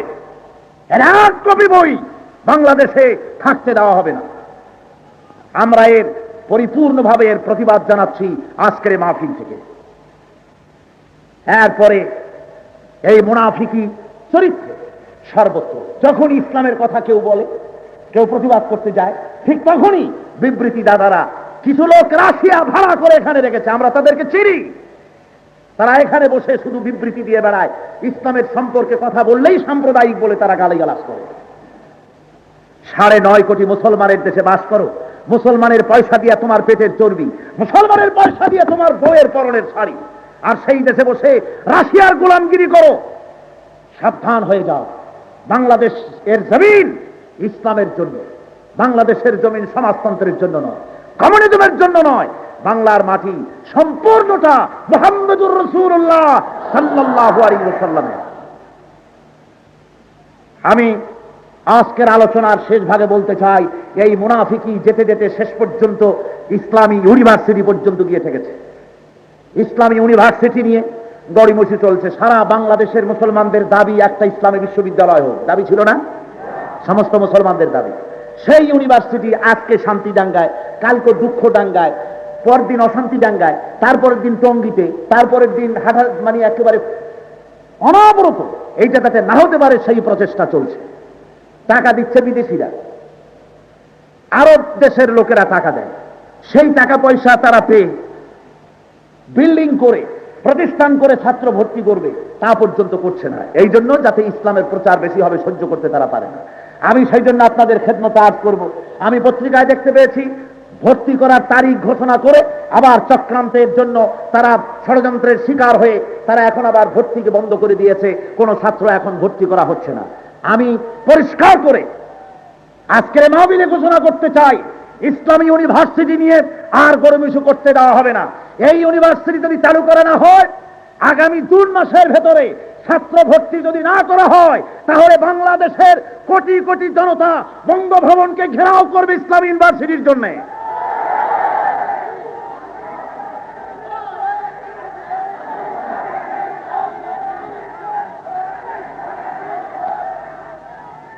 ভাইরা আমার, আমরা আজকের আলোচনায় আরেকটি তথ্য আপনাদের সামনে তুলতে চাই, সেটা আমি পত্রিকায় দেখেছি।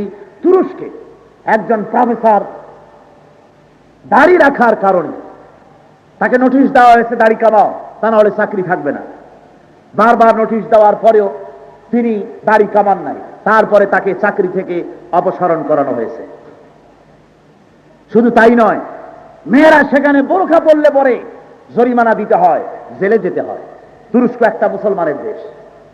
এই মুসলিম দেশে রাসূলের সুন্নতের উপরে যে আচরণ করা হচ্ছে, এই তুরস্কের উপরে আল্লাহর গজব ছিল কামাল পাশা।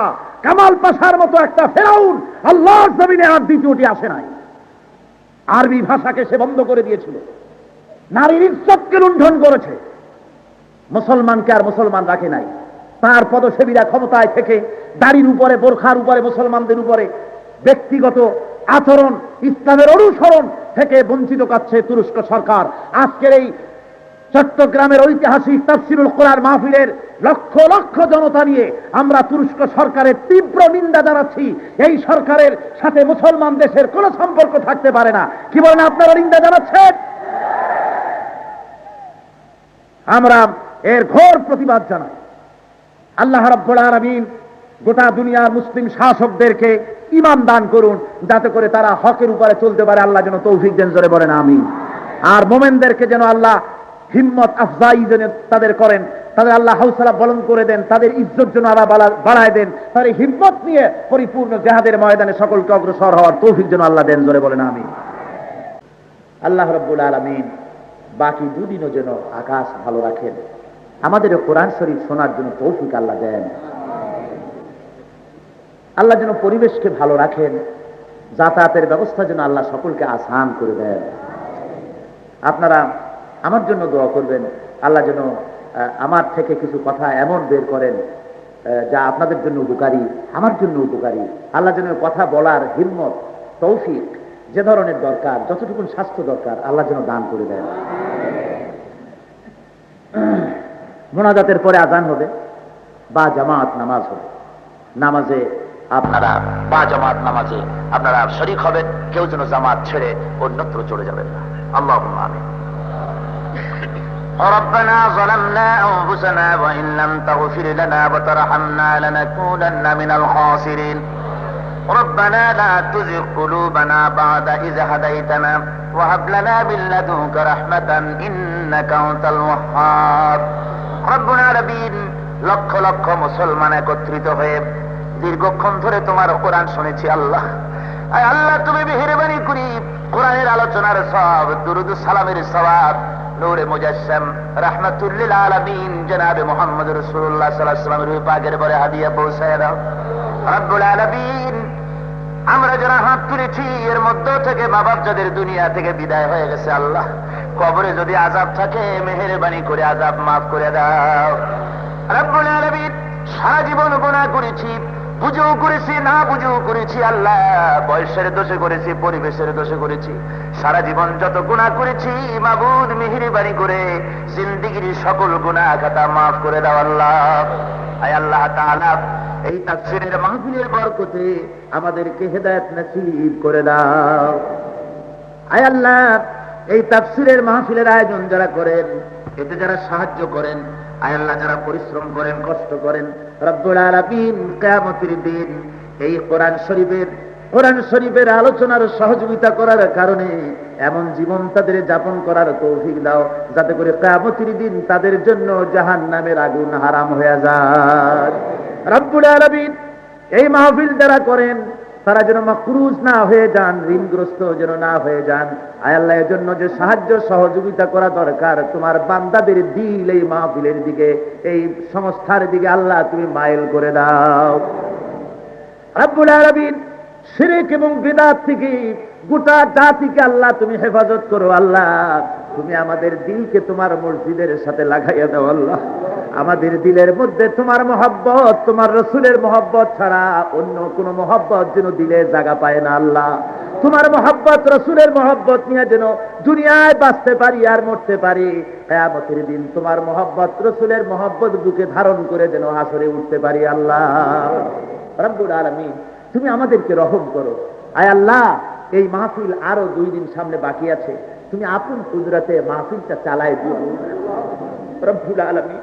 তোমার বান্দারা পঙ্গপালে কত ছুটে আসে আল্লাহ। আয় আল্লাহ, আমাকে দেখতে আসে না আল্লাহ, তোমার কোরআন শুনতে আসে আল্লাহ।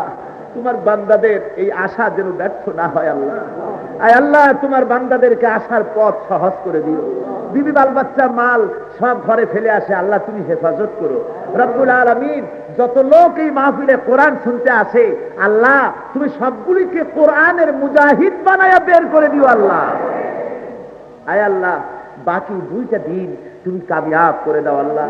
আয় আল্লাহ, আয় আল্লাহ, যে ধরনের হলে ভালো হয় তুমি সেইভাবে করে দাও, আমরা তো বুঝি না। আয় আল্লাহ, আমরা সকল দিক থেকে আমরা নাকিস আল্লাহ, তুমি মেহেরবানি করে এটাকে পূর্ণ করে দাও। আয় আল্লাহ, তুমি মেহেরবানি করে আখিরি দিনের মুনাজাতে সারা চিটাগাং বাসীকে আল্লাহ চতুর্দিক থেকে পঙ্গপালের মতো এখানে মুসলমান হাজির করে দাও। আয় আল্লাহ, লোকদেরকে দ্বীনি মহব্বত বাড়ায় দাও, কোরআনের প্রতি মহব্বত বাড়ায় দাও। আয় আল্লাহ, সকলকে কবুল করে দাও। تقبل منا إنك أنت السميع العليم وتب علينا إنك أنت التواب الرحيم سبحان ربك رب العزة عما يصفون وسلام على المرسلين الحمد لله رب العالمين واجعل آخر كلمتنا عند الموت لا إله إلا الله محمد رسول الله। السلام عليكم ورحمة الله।